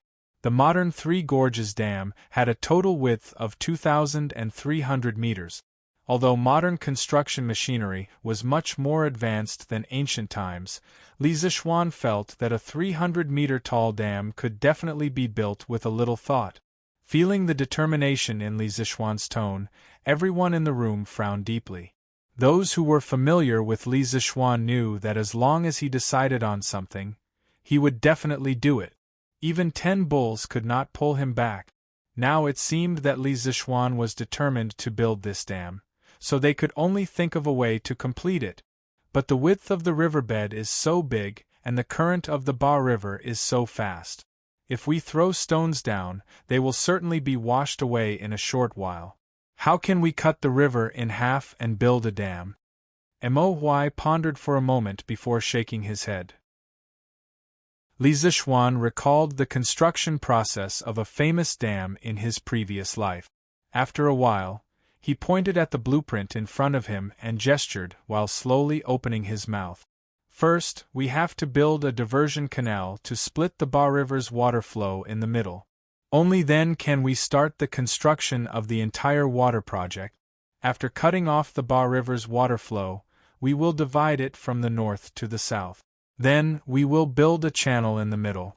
After the channel is completed, we will fill the two sides with large amounts of stones until there are enough stones to cover the water surface. Then, the water in this channel will flow to the other side. Then, we will use the same method to build a channel on the other side. In the beginning, we will use pine wood to strengthen the foundation of the dam. First, we will use vertical pine wood to drive piles on top of the sand and stones. Then, we will lay them flat and vertically like building a house. Then, we will build a stone dam. Later, we will use cement pillars wrapped in steel rods to nail into the riverbed as the foundation of the dam. Once we have the foundation, the next step is to add stones to the dam. In order to build this dam, Li Zishuan was going all out. He took out his trump card, which was reinforced concrete. In ancient times, when building dams, wooden piles and sand were usually used as the main body of the dam. However, the Ba River's riverbed was too wide, and the water flow was relatively rapid. If wooden piles and sand were used, the dam would definitely burst after a long time. So, he could only use the more solid reinforced concrete. Anyway, he had a mine at home, and the production of steel in the workshop was gradually increasing. For the time being, he didn't lack iron. Moreover, if this dam was completed, it would give a huge boost to the industrial foundation of Lantian County. So, even if he had to invest a large amount of capital, Li Zishuan was willing to do it. Cement stone pillars wrapped in steel rods?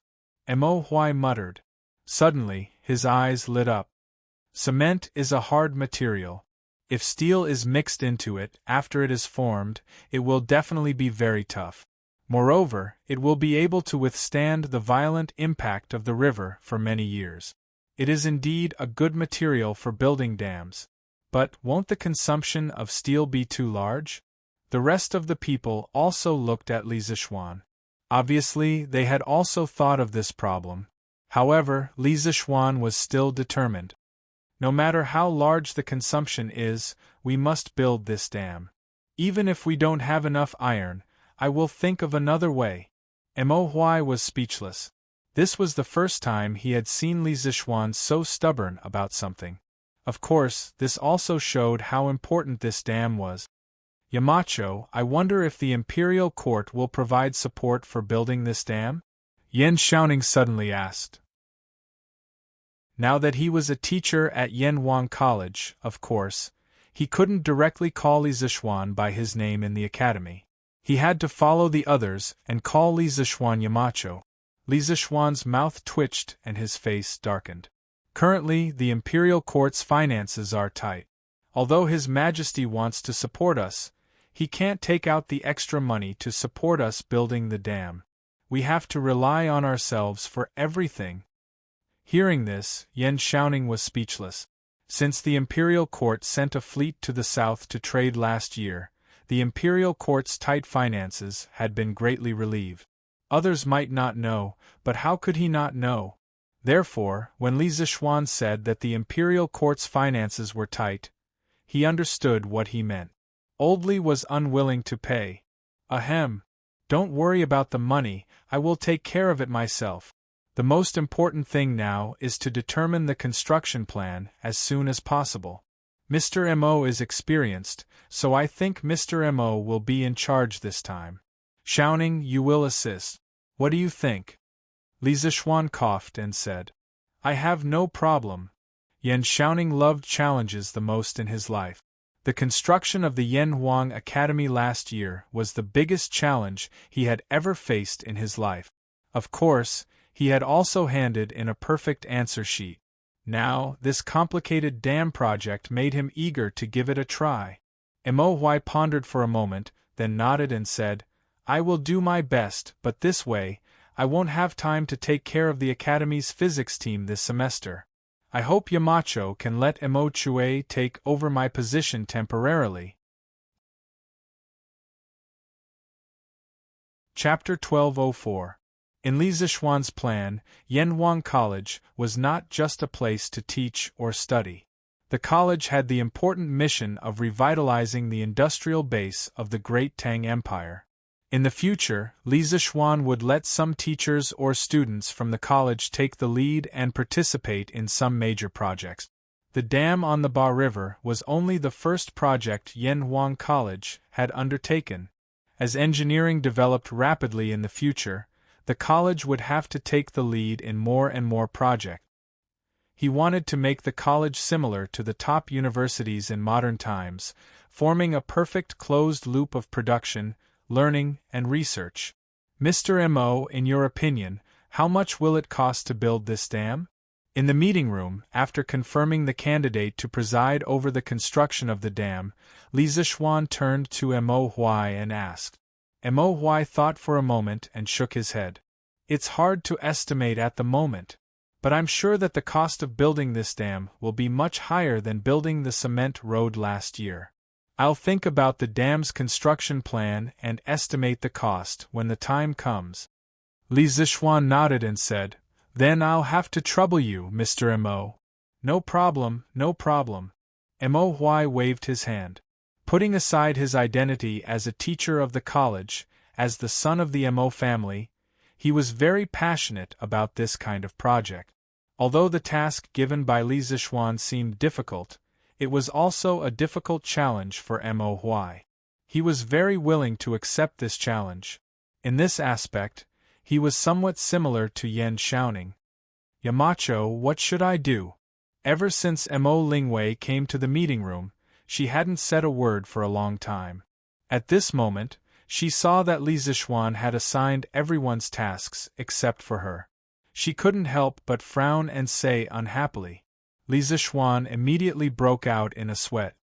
He did not expect that he had forgotten about this tigress. This woman was so ruthless that he could not afford to offend her.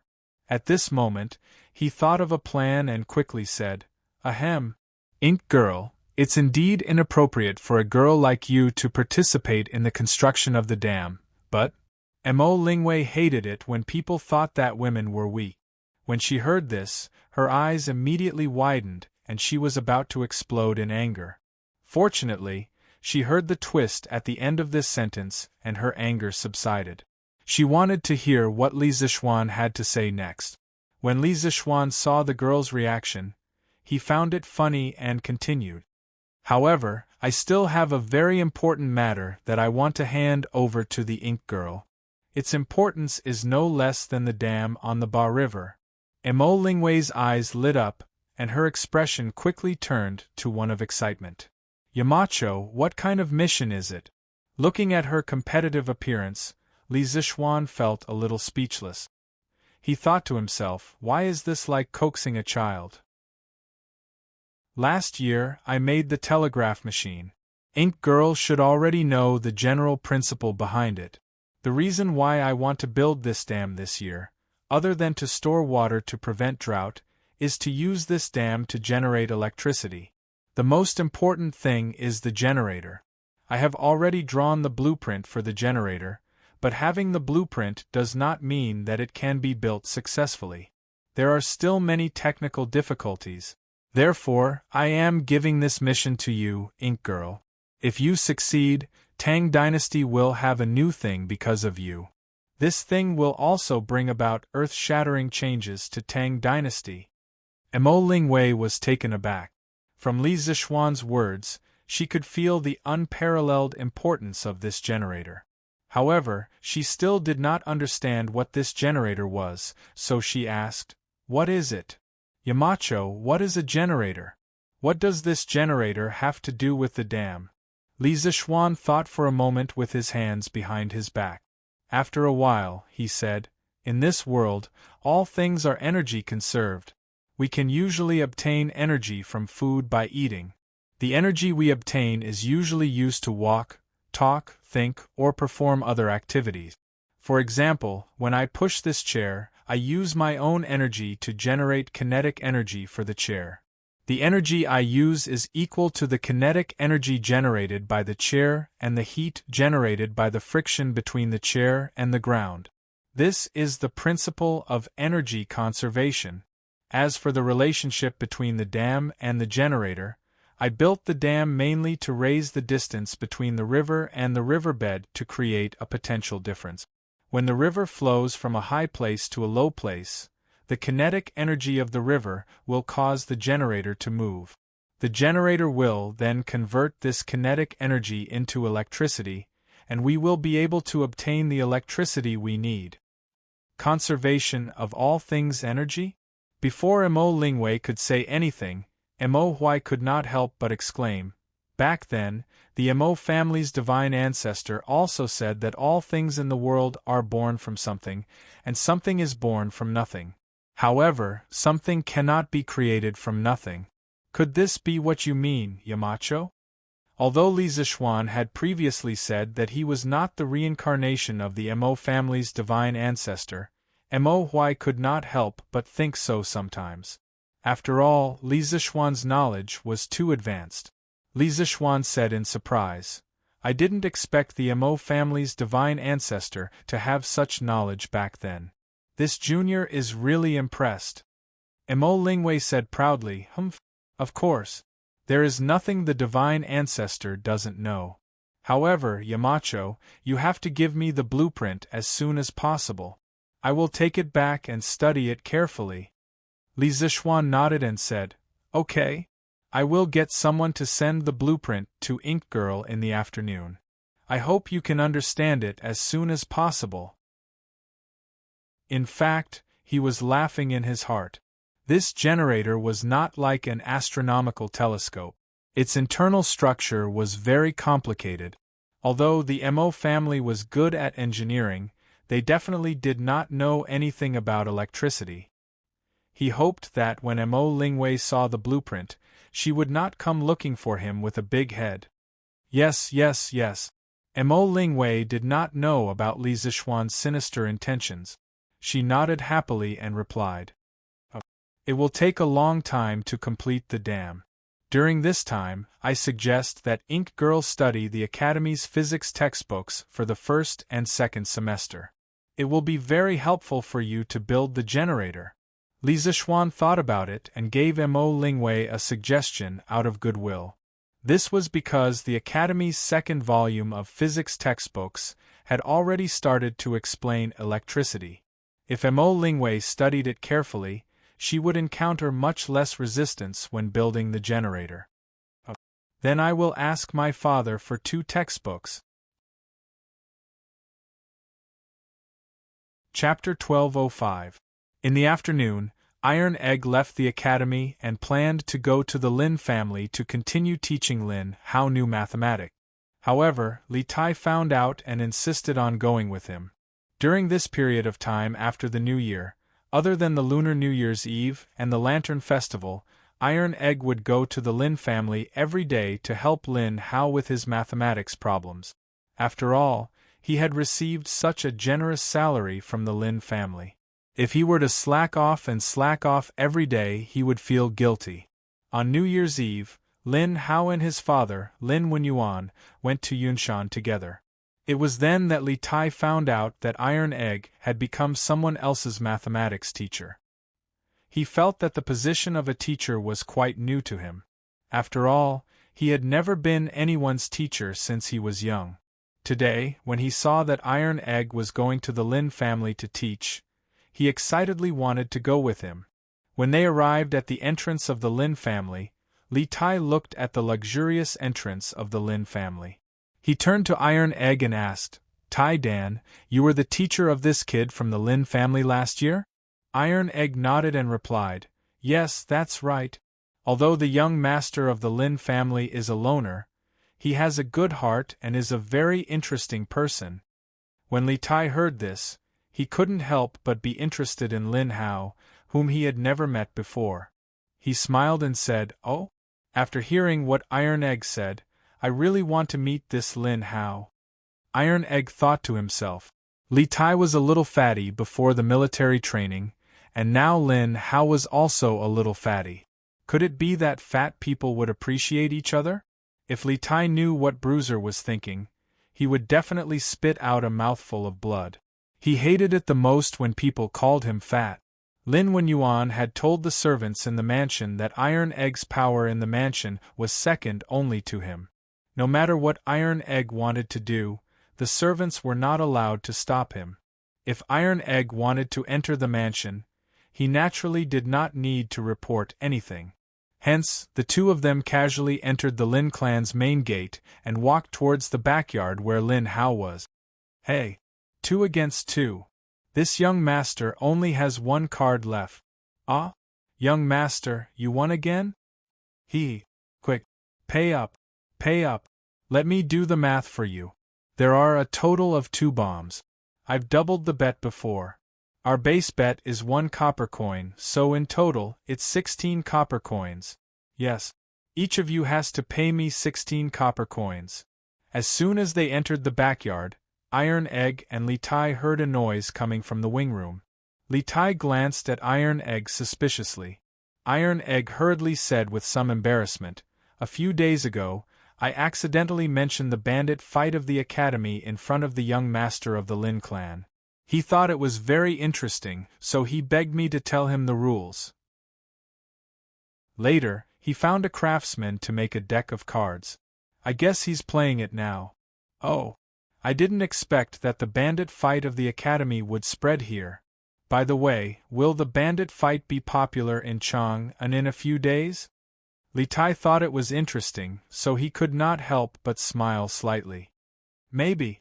Iron Egg shook his head and walked towards the wing room in the backyard. "Han Xiao is here." When they came to the door of the wing room, a little maid guarding outside the door hurriedly saluted. But instead of saying that she was saluting, it was better to say that she was reporting to Lin Hao in the room. Sure enough, the wing room that was full of laughter immediately quieted down, accompanied by a rustling sound. After a while, Lin Hao's voice came from inside. "Ah, Han Xiao is here. Come in. Come in." Iron Egg and Li Tai looked at each other and shook their heads helplessly. Then they pushed the door and entered. They saw Lin Hao sitting at the desk with a book in his hand, as if he had been doing his homework just now. At this moment, when he saw Iron Egg coming in, he hurriedly got up and saluted. "Greetings, sir. This is..."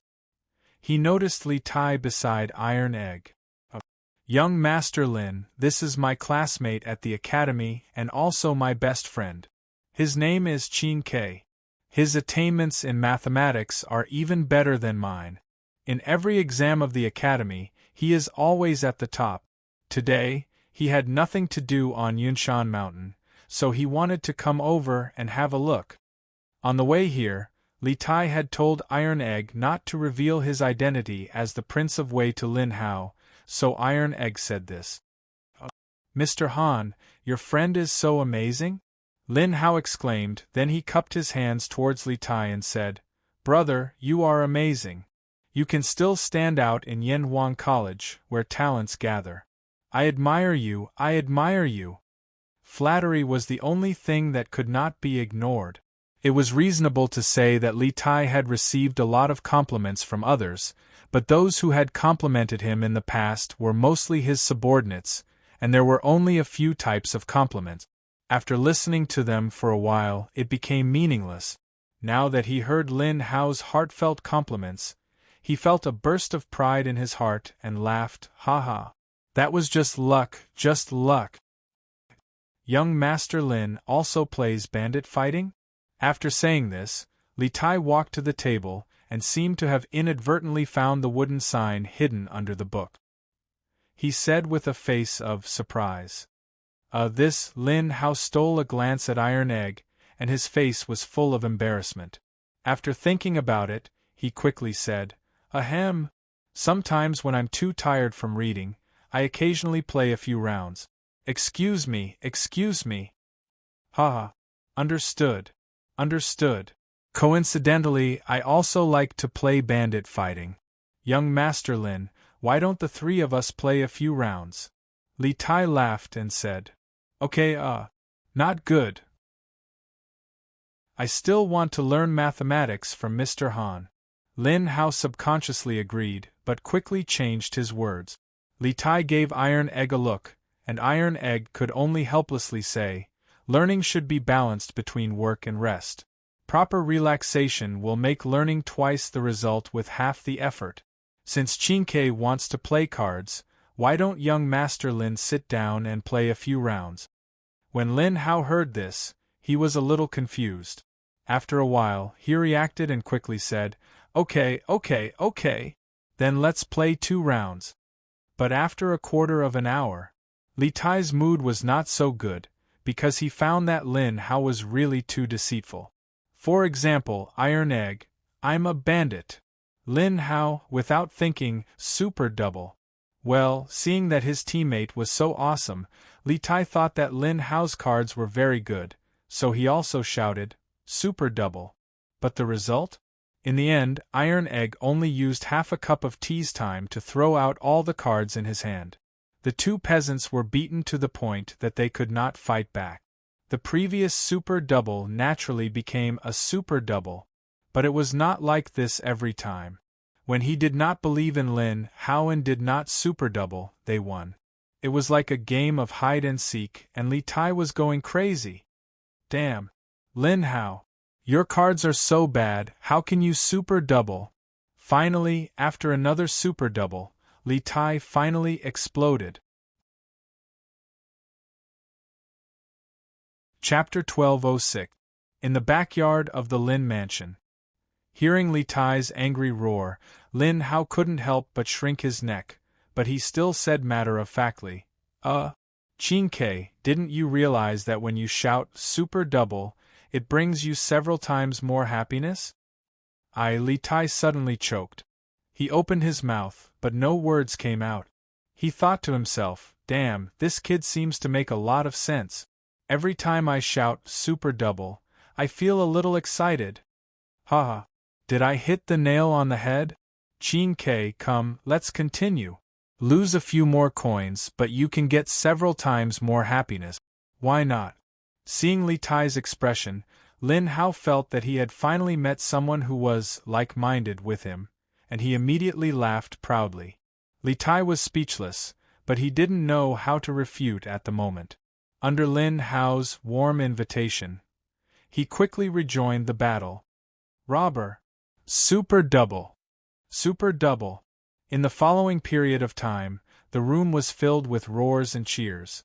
Li Tai and Lin Hao became more and more excited as they played, but Iron Egg became more and more frightened as he played. The two people opposite him were beasts of burden.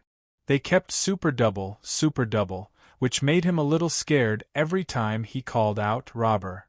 Although his family was relatively wealthy now, he was used to living in poverty, so he often spent money carefully. With Li Tai and Lin Hao's super double, he would feel a little pain every time he lost. That was all money.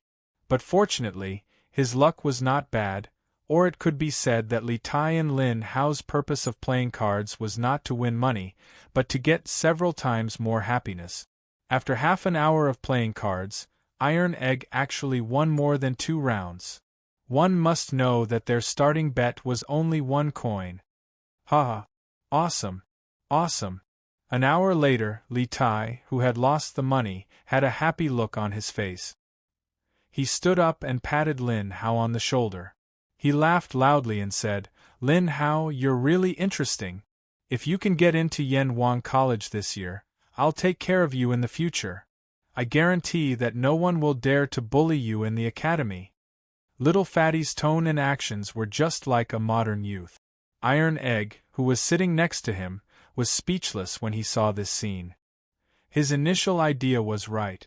Sure enough, Fatty and Fatty really appreciated each other. In just a few rounds of card games, these two people who had never met before had become like old friends who had known each other for many years.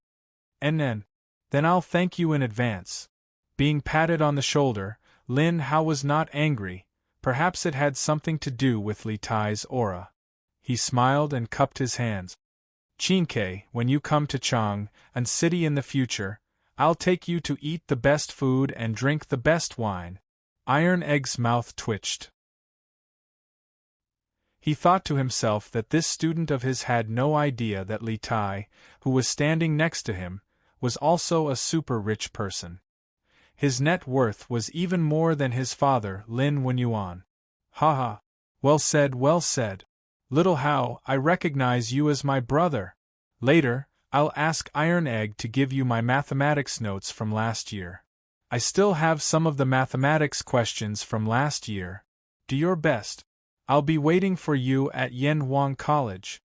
After a few rounds of card games, these two little fatties had become brothers. Their relationship could not be better.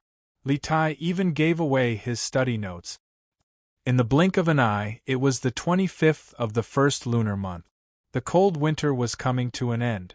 Everything was beginning to recover. Some of the trees on the roadside and in the forest had sprouted little buds. Last winter, there was not a single snowfall in Chang'an City. Many old farmers were worried sick. Spring returned to the earth and the sun rose from the east. Today was the first day of classes at Yenwang College. For most students, they had an extraordinary winter break. They also had an extraordinary New Year's Eve and Lantern Festival. Perhaps this winter break, Spring Festival, and Lantern Festival would become memories that they would cherish for the rest of their lives. Early in the morning, before dawn, a huge honor roll made of red cloth appeared in front of Yenwang College's Guanghua building. When the students got up and went to the cafeteria for breakfast and returned to Guanghua building to prepare for class, they immediately noticed the huge red cloth. Since they had experienced the entrance exam last year, they immediately understood what it was and hurried to take a look. The news of the final results ranking was outspread throughout the entire college in a very short time. "Wow! The results are out. Let's go take a look. I hope they're in the top 50. Damn! Look, who's in first place." Jia Jiayin is in first place in the entire college with 485 points. Oh my god! His total score is only 500 points. That means he only got 15 points deducted. Isn't that too amazing? Look at the second place. Damn. The second place is actually Li Ku. 480 points. The third place is Li Tai. 478 points. How did Li Tai become the third place? The fourth place is Li Yen. 477 points. The 5th place is Di Jishuan, 475 points. Hey, did you guys notice? This time, the students from Class 1 didn't do as well as Class 2. Finally, someone discovered a clue about the ranking. During the entrance exam last year, the students of Class 1 had an absolute advantage and suppressed the entire academy. Among the top 3 students, 2 of them were from Class 1. Among the top 5, 3 of them were from Class 1. Among the top 10, 7 of them were from Class 1. The tyrannical strength of Class 1 made the other classes of the academy feel a sense of despair. But now, among the top 5 students, only 1 was from Class 1, while the other 4 were from Class 2. This time, Class 1, which was under Li Zishuan's direct command, was completely crushed by Class 2. Hey! It's true. In the past, the top 5 in the college were mostly from Class 1, but now there's only 1 left. This is going to be a good show. Wasn't there going to be a good show to watch? The students from Class 1 who were at the top of the honor roll were all gnashing their teeth. As the saying goes, an army of indignant soldiers is bound to win. If these students were to really go all out and study hard, the students from Class 2 might not be able to handle them next time. Hey! If you ask me, since the 2nd class can defeat the 1st class, then why can't the 3rd class pull the 2nd class down? Class 3, work harder this semester. Let's pull Class 2 down. Okay. Pull them down. Class 4, did you hear that? We have to work harder too. We can't fall behind. Class 2's counterattack not only made the other classes realize that Class 1 students were not invincible, but it also made them realize that everyone could be defeated. Since Class 2 could pull Class 1 down, why can't we pull you down as well? Chapter 1207. Hey! Take a look. There's something written below the honor roll. What is it? Congratulations to Yen Silu, Ma Zhou, Mo Huai, Wang Ji, Su Hongji, and Xiaodian for becoming professors of Yanhuang College. Wow. That's great. Mr. Wang has been promoted to professor. I love listening to his lectures. I love listening to Mr. Ma's lectures. The students who liked the 6 professors cheered when they heard that the college had added 6 more professors. Little Ku. You're amazing this time. Outside the crowd, Li Tai patted Li Ku's shoulder and smiled. However, only he himself knew how much of a forced smile there was on his face. Li Tai had always been an arrogant person and a person who refused to admit defeat.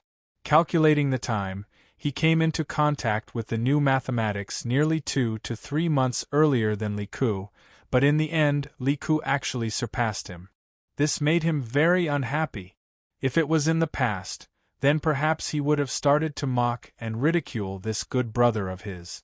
But after living in the academy for so long, his arrogant and proud character from the past had been restrained greatly. He'd gotten used to the harmonious life of brothers and the love of fellow students. Chinke, I was just lucky this time. If you were serious, no one in the entire college would be able to beat you. Li Ku looked into Li Tai's eyes and said seriously.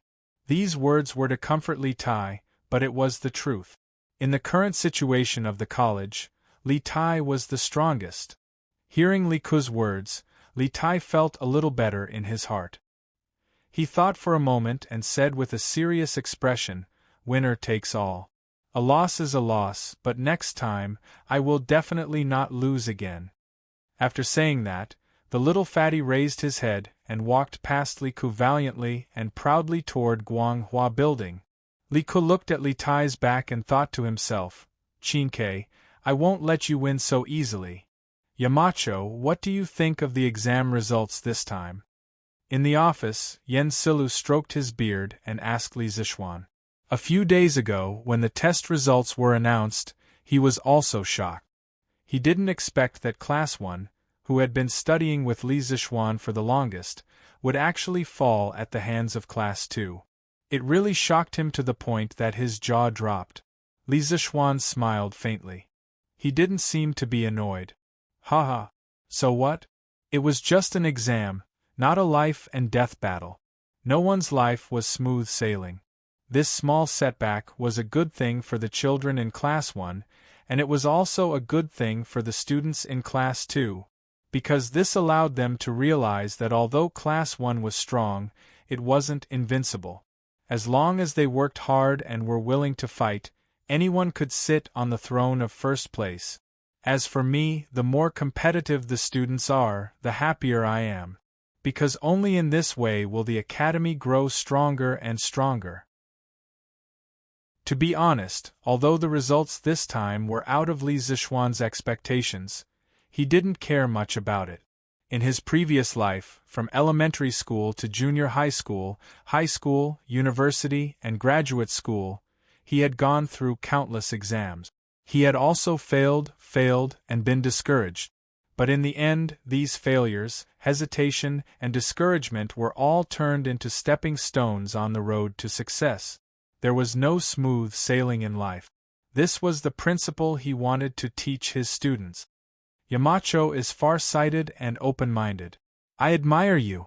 After listening to Li Zixuan's words, Yen Silu couldn't help but clap his hands and laugh. Haha. Mr. Yen, you flatter me. Li Zixuan smiled. When he was about to leave, he said, Oh. Mr. Yen, when the class ends later, remember to inform the students to gather at the sports field.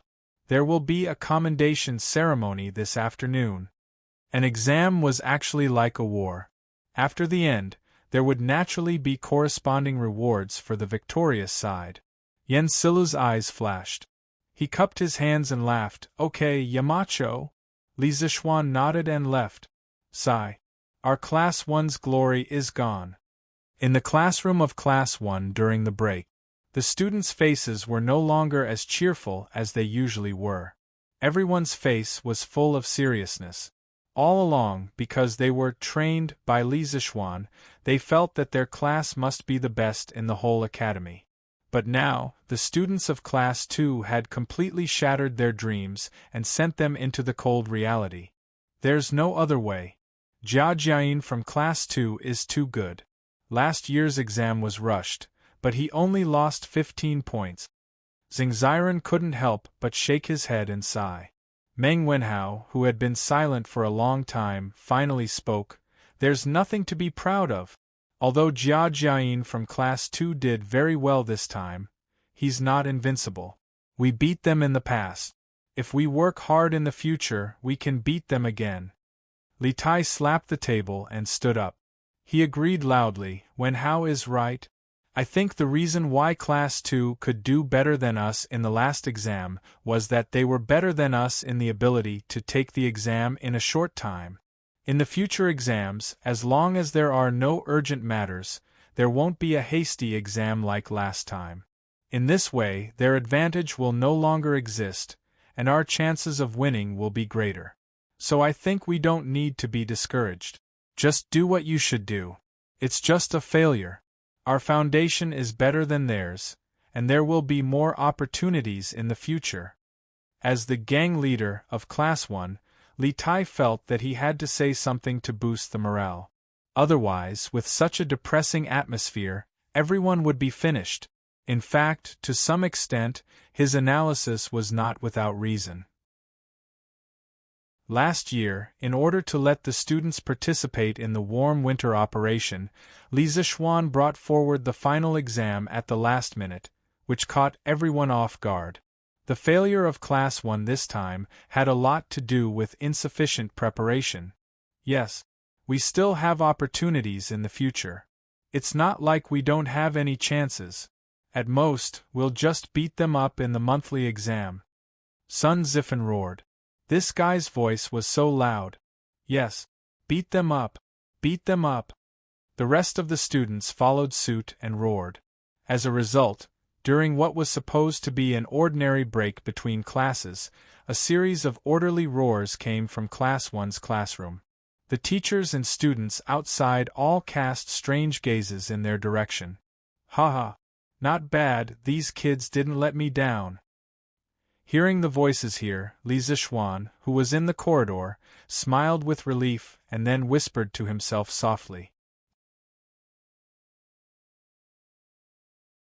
Chapter 1208. Afternoon. The warm sun shone on the earth, but no one could feel the slightest bit of warmth. No one knew who cut the thin leaves, but the spring breeze in February was like scissors. If the spring breeze in February was like this, what about the spring breeze at the end of January? When it scraped against the face, it was still like a knife cutting.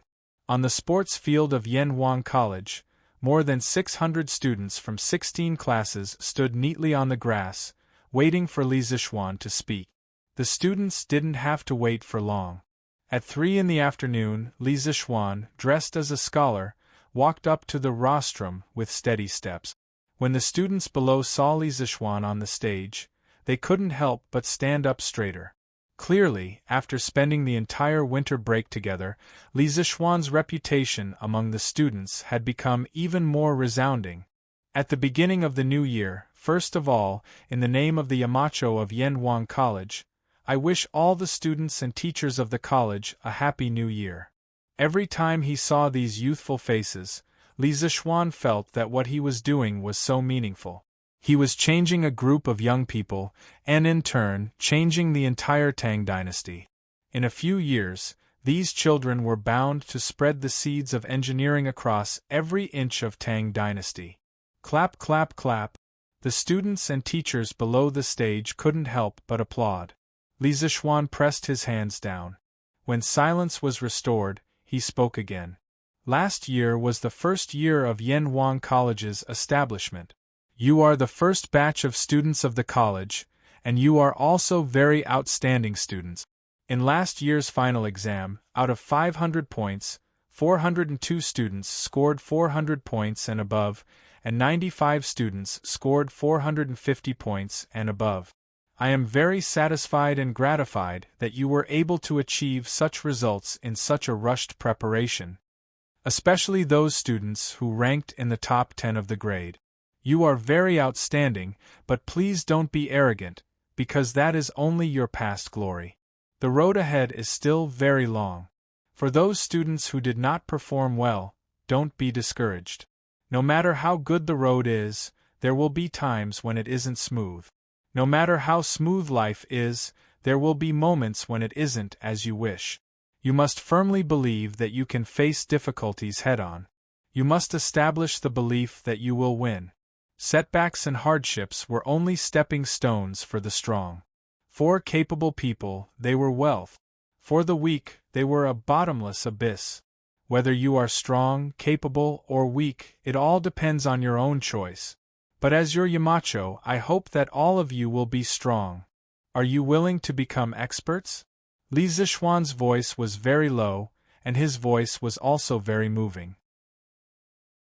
Although there were no flowery words in his words, nor were there any heroic words, when he said it, all the students in the audience, whether they were previously complacent or dejected, now had solemn and resolute expressions, as if they had been given a new lease of life. This was especially true for those students who did not do well in their exams. At this moment, their eyes were filled with fighting spirit. They could not wait to go into battle and take another exam. Yes! As soon as Li Zixuan finished speaking, a tsunami of cheers erupted from the crowd. Li Gang and the others looked at each other and sighed in relief. This was because in the morning they were still thinking about how to cheer up those students who did not do well. Now, after Li Zixuan's speech, the students were revived. There was no need for them to worry about anything. Li Zixuan smiled slightly and said with satisfaction, "Good. Next, I will personally give out awards and scholarships to the top 10 students of last year's final exam." Scholarships? What scholarships? Most of the students knew about awards because they had worked at the Warm Tang Foundation last year. Every time a citizen donated a sum of money, they would be presented with a certificate. The students guessed that an award should be similar to a certificate, but this was the first time they had heard of something new. Li Zixuan smiled and explained, as the name suggests, These scholarships are specially set up for students with excellent academic performance. From today onwards, the top 10 students of each semester's final exam will receive the Yamacho Scholarship.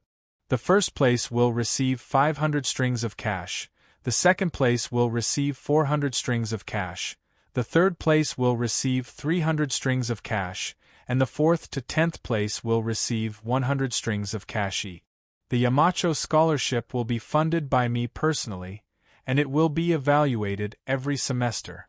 I hope that everyone will continue to work hard and win this scholarship. Wow! Knowledge could change one's fate. This was what it meant to change one's fate.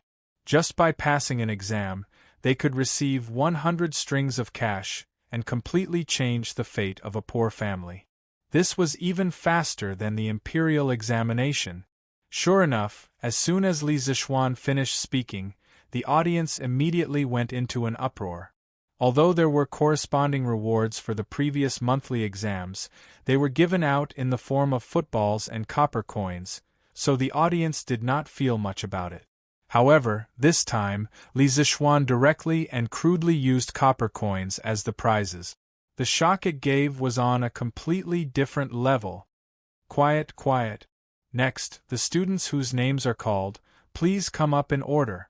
Li Zixuan suppressed the noise of discussion and read, last year's final exams: first place, Jia Jian.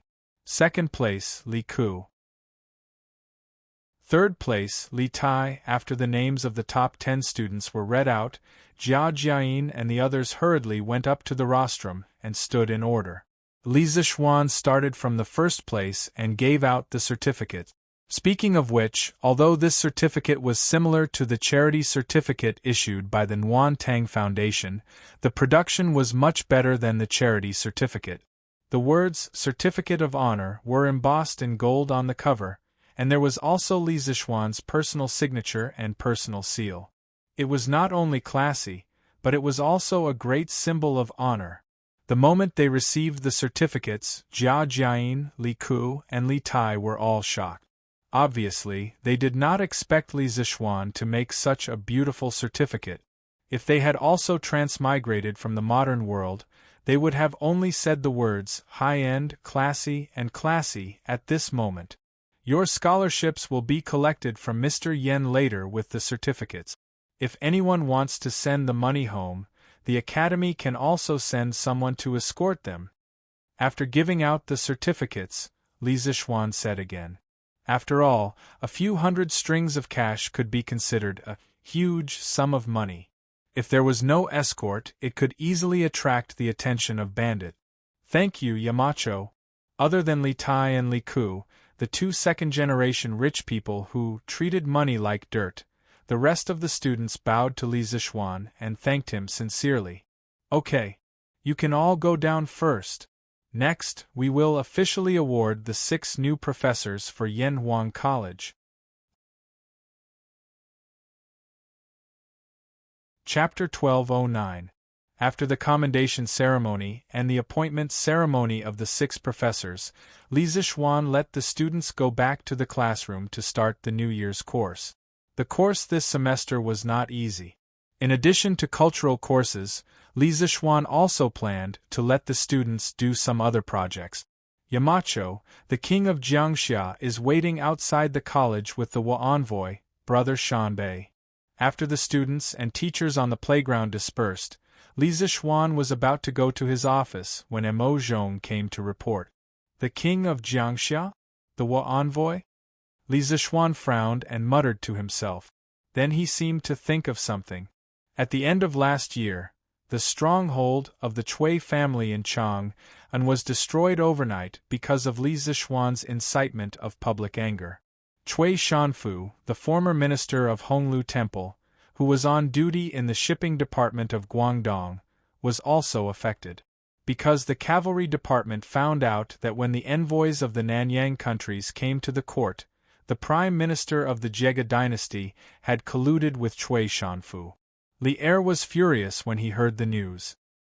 He directly dismissed Cui Shanfu from all his official positions and put him in prison. Therefore, the vacant position of minister of Honglu Temple was given to Li Daozong, the king of Jiangxia. That was why there was a strange combination of Li Daozong and the Wu envoy, brother Shanbei. What is the Wu envoy doing here? Li Zishuan walked toward the gate of the college and asked Emozhong. Yamacho, the king of Jiangxia, said that the Wu envoy wants to visit the college and has asked for a decree from His Majesty. Emozhong saluted with his fists and replied, "Visit the college?" Li Zishuan heard this and his eyes turned cold. He did not have a good impression of the Wu people, either in his previous life or in this life. Yanhuang College was the most precious treasure left by Li Zishuan to the Tang Empire. Of course, he was unhappy that the Wu people wanted to visit it. Besides the king of Jiangxia, who else came with him? Li Zishuan asked again. Let's return to Yamacho. Chancellor Kong of the Imperial College is also here. It's said that the Wu envoy visited the Imperial College first and then came to Yanhuang College. Let's meet this guy today. Li Zishuan thought to himself. Haha. Marquis Yong, you finally came out. This prince didn't delay your teaching, did he? When they arrived at the entrance of the academy, Li Daozong was the first to greet them.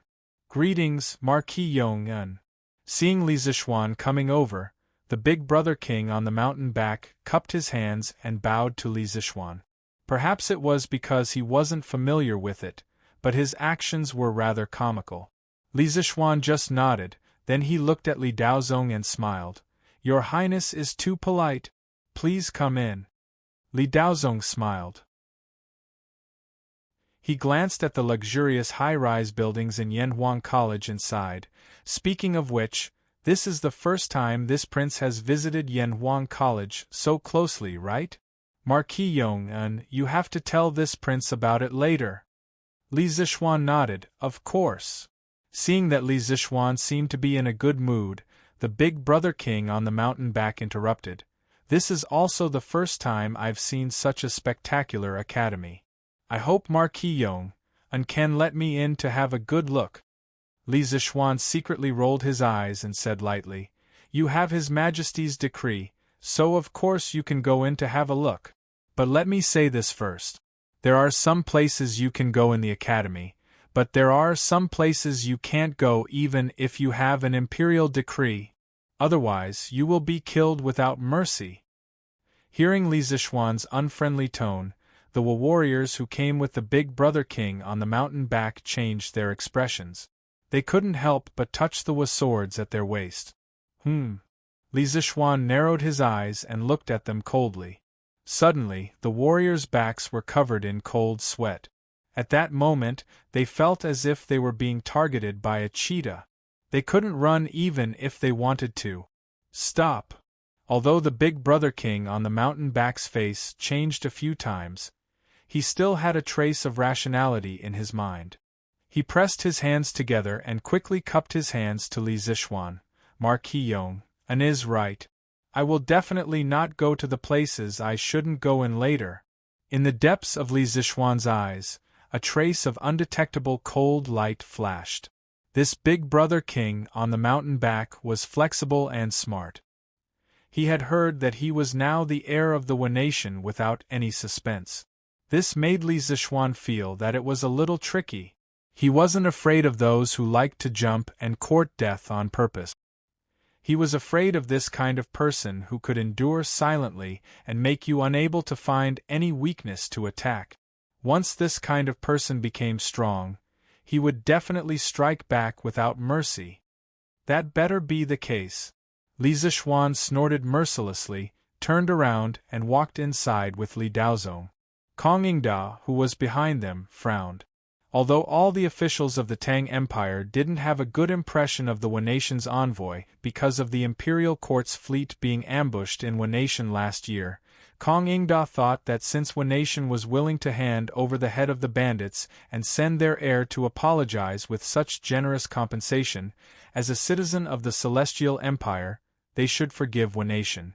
However, Li Zishuan's actions now showed that he didn't take the Wu nation's envoy seriously at all. This made Kong Ingda feel that Li Zixuan had lost the dignity and grace of the Celestial Empire. However, although he thought so, Kong Ingda didn't say it out loud, because he knew Li Zixuan's nature. Even if he said it out loud, Li Zixuan wouldn't change his mind. Li Zixuan first took the group to visit the Guanghua building of Yanhuang College. The bold architectural style, the hard and flat cement walls, the cement floor, and the smooth and transparent glass windows shocked the Wenation's people, Li Daozong and Kong Ingda. The Celestial Palace. The Celestial Palace. This college is magnificent, just like the Celestial Palace. Even if the Wenation had the power of the whole country, they wouldn't be able to build such a college. The eldest brother on the mountain back stared blankly at the Guanghua building for a long time before he came back to his senses and murmured, "Marquis Yong, may I ask what material the road and walls are made of? Why are they as smooth as a mirror and as hard as a rock?" As the group continued to walk forward, the eldest brother on the mountain back asked again. Li Zixuan squinted at him and said, "I'm sorry, I can't tell you. This is a secret of the Tang Empire. Anyone who divulges it will be investigated and killed without mercy."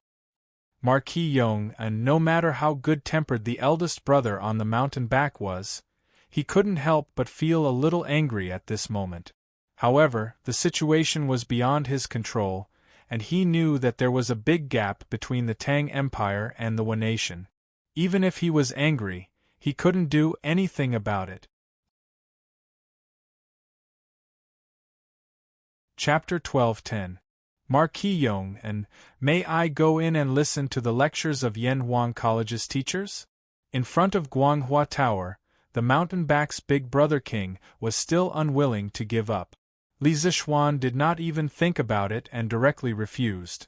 No. Guanghua Tower is an important place for learning. Outsiders are not allowed to enter so as to not affect the students' studies.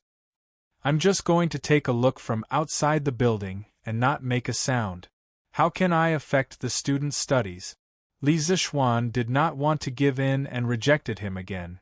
That won't do either. The courses taught in the academy are also classified secrets of the Tang Empire. Outsiders are not allowed to look at them. What a joke!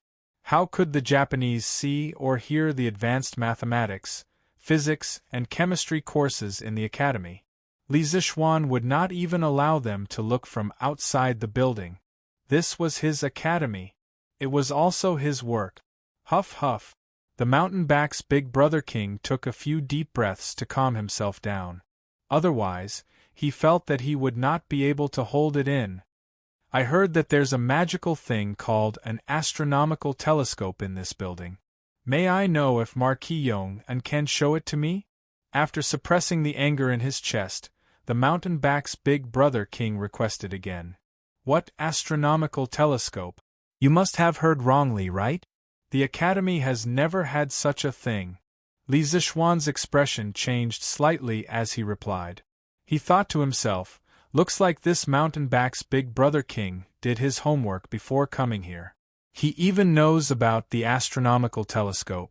But so what if he knows? He was determined not to see it anyway. This was an absolute military secret of the Tang Empire. Marquis Yong, the mountain-back's big brother king's expression was very ugly at this moment. He pulled out an imperial edict from his sleeve and said, "The Emperor of the Tang Empire has already allowed me to visit the academy, but you have repeatedly stopped me. Are you not going to listen to the words of the Emperor of the Tang Empire?" Li Zixuan said expressionlessly, "His Majesty has already said that Yunshan is my fief. Everyone in Yanhuang College must listen to my orders. Anyone who comes to Yanhuang College must also abide by my rules. His Majesty asked me to show you around the academy. That's fine, and we're touring the academy now. But you have to follow the academy's rules when you're touring the academy. Please take note of your status, or you will be expelled from the academy." After hearing these words, the big brother king on the mountain back was immediately rendered speechless. After that, under the lead of Li Zixuan, the group of people looked at all the places in the academy. However, most of the time they only looked at the outside of the building. It was rare for them to enter the building. Therefore, after more than 2 hours, the only building that the Big Brother King on the mountain back had entered was the Yanhuang College's cafeteria. After more than 2 hours of touring, how could the word miserable describe it? However, although it looked miserable, the Big Brother King on the mountain back still saw many new things during the tour. For example, the big globe in front of Guanghua Building, and the supermarket in the academy, and so on.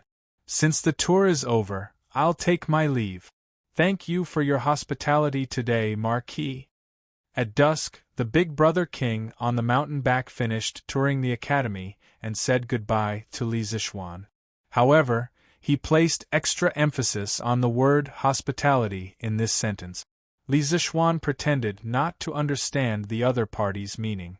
He laughed and said, "You're welcome at any time."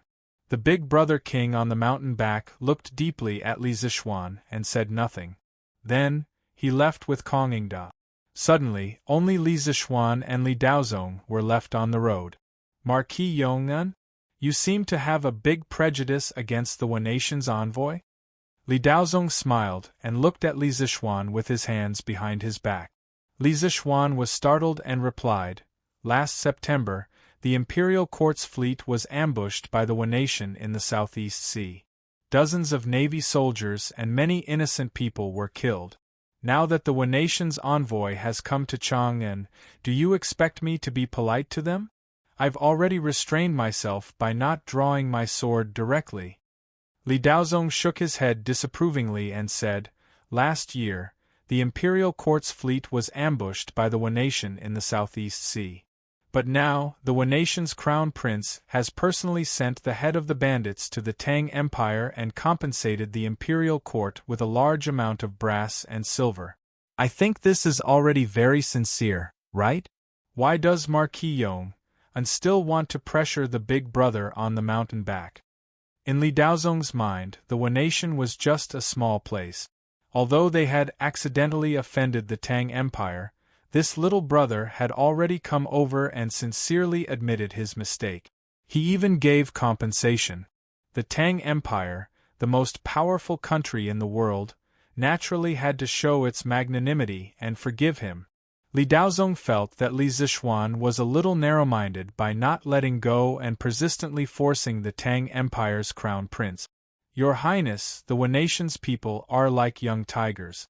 Although they look harmless and docile on the surface, when they learn the advanced production technology of the Tang Empire and grow their teeth, they will hurt people. At that time, the young tiger will become a big tiger. If you want to make them obedient, you can only use strong force." Li Zixuan said faintly. The One Nation's people were very good at humbly learning the advantages of other countries. But under the surface of humility and modesty, they were extremely arrogant and proud of their own culture. Therefore, once the One Nation's people surpassed their teachers, they would mock and belittle their teachers and even beat them up. Li Zixuan's words were not groundless. They were all based on evidence. In modern times, after the Meiji Restoration, One Nation had learned from Western culture, introduced advanced Western technology, and borrowed scientific and technological achievements to quickly become the second most powerful country. They were constantly learning and innovating to surpass others. But at the same time, they also brought great harm to their Asian neighbors, such as China. This was the main reason why Li Zixuan hated the One Nation. Yes, he was a nationalistic youth. Back then, he could not do anything in the era of peace. Now that he had transmigrated to the Tang Empire and was in a high position, he would feel sorry for himself if he did not do something to the One Nation. Young tiger? Marquis Yong and the One Nation is just a small place. Even if they can really grow up, what do we have to fear? A tiger is still as small as a grain of sand in the vast sea in front of the colossus that is the Tang Empire.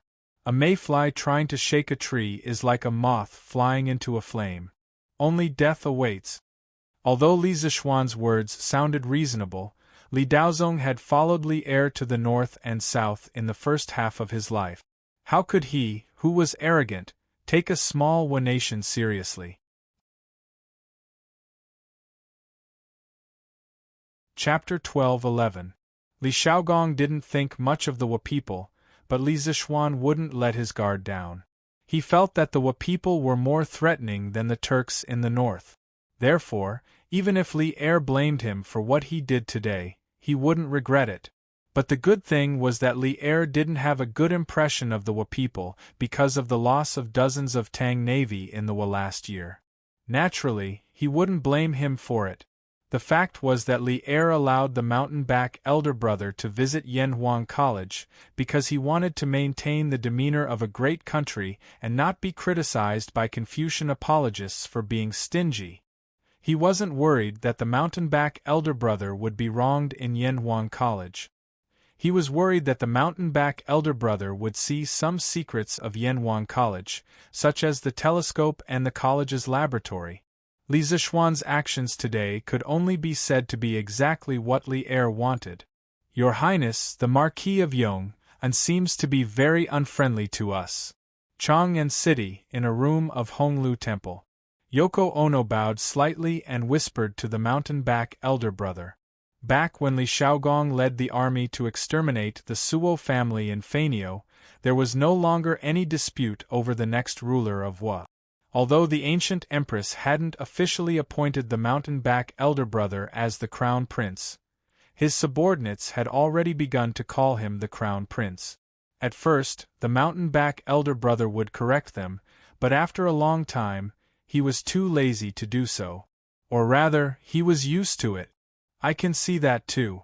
But since I came to Chang and City, the number of times I've seen the Marquis of Yong can be counted on one hand. It's even more impossible to offend him. I don't know where his hostility towards me comes from. The mountain-back elder brother looked out of the window with a gloomy expression. A few days ago, he had applied to stay in Chang, and for a while with the purpose of learning the culture of Tang Empire. When he returned to Wu, he would be able to carry out reforms. He was also an ambitious person. He hoped that he could become a ruler of resurgence in the future. But the great Tang's imperial court didn't seem very friendly to him. Li Erdu hadn't given him a residence, which meant that he had to live in the Chamberlain of Dependencies. Wasn't this the same as living in an inn every day? Compared to Feng Jidai's son, Feng Jidai's treatment as a messenger. After all, not only did Jidai have a residence in the capital, but he also was often by the side of the emperor.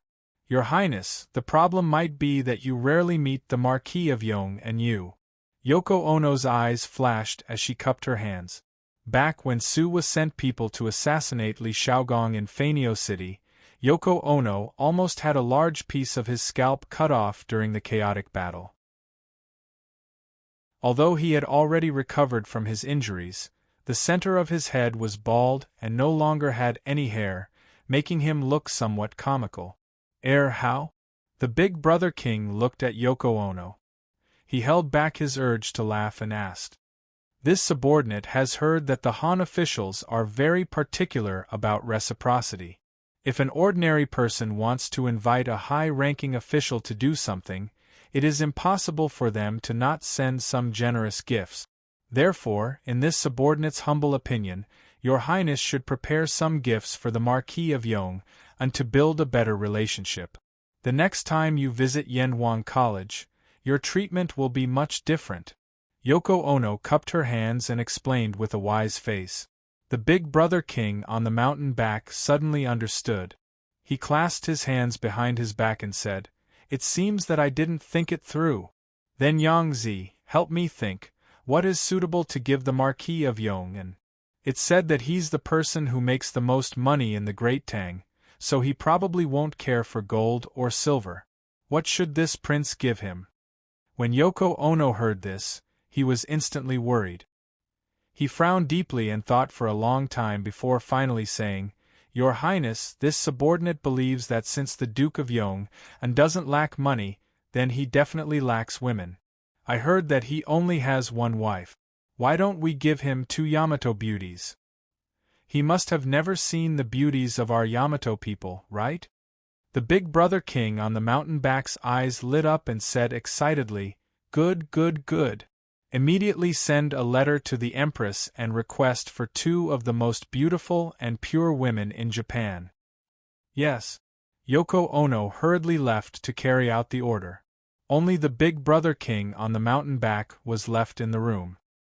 He muttered, I heard that the Marquis of Yong unfounded engineering school, vigorously discovering the people's livelihood and building advanced tools.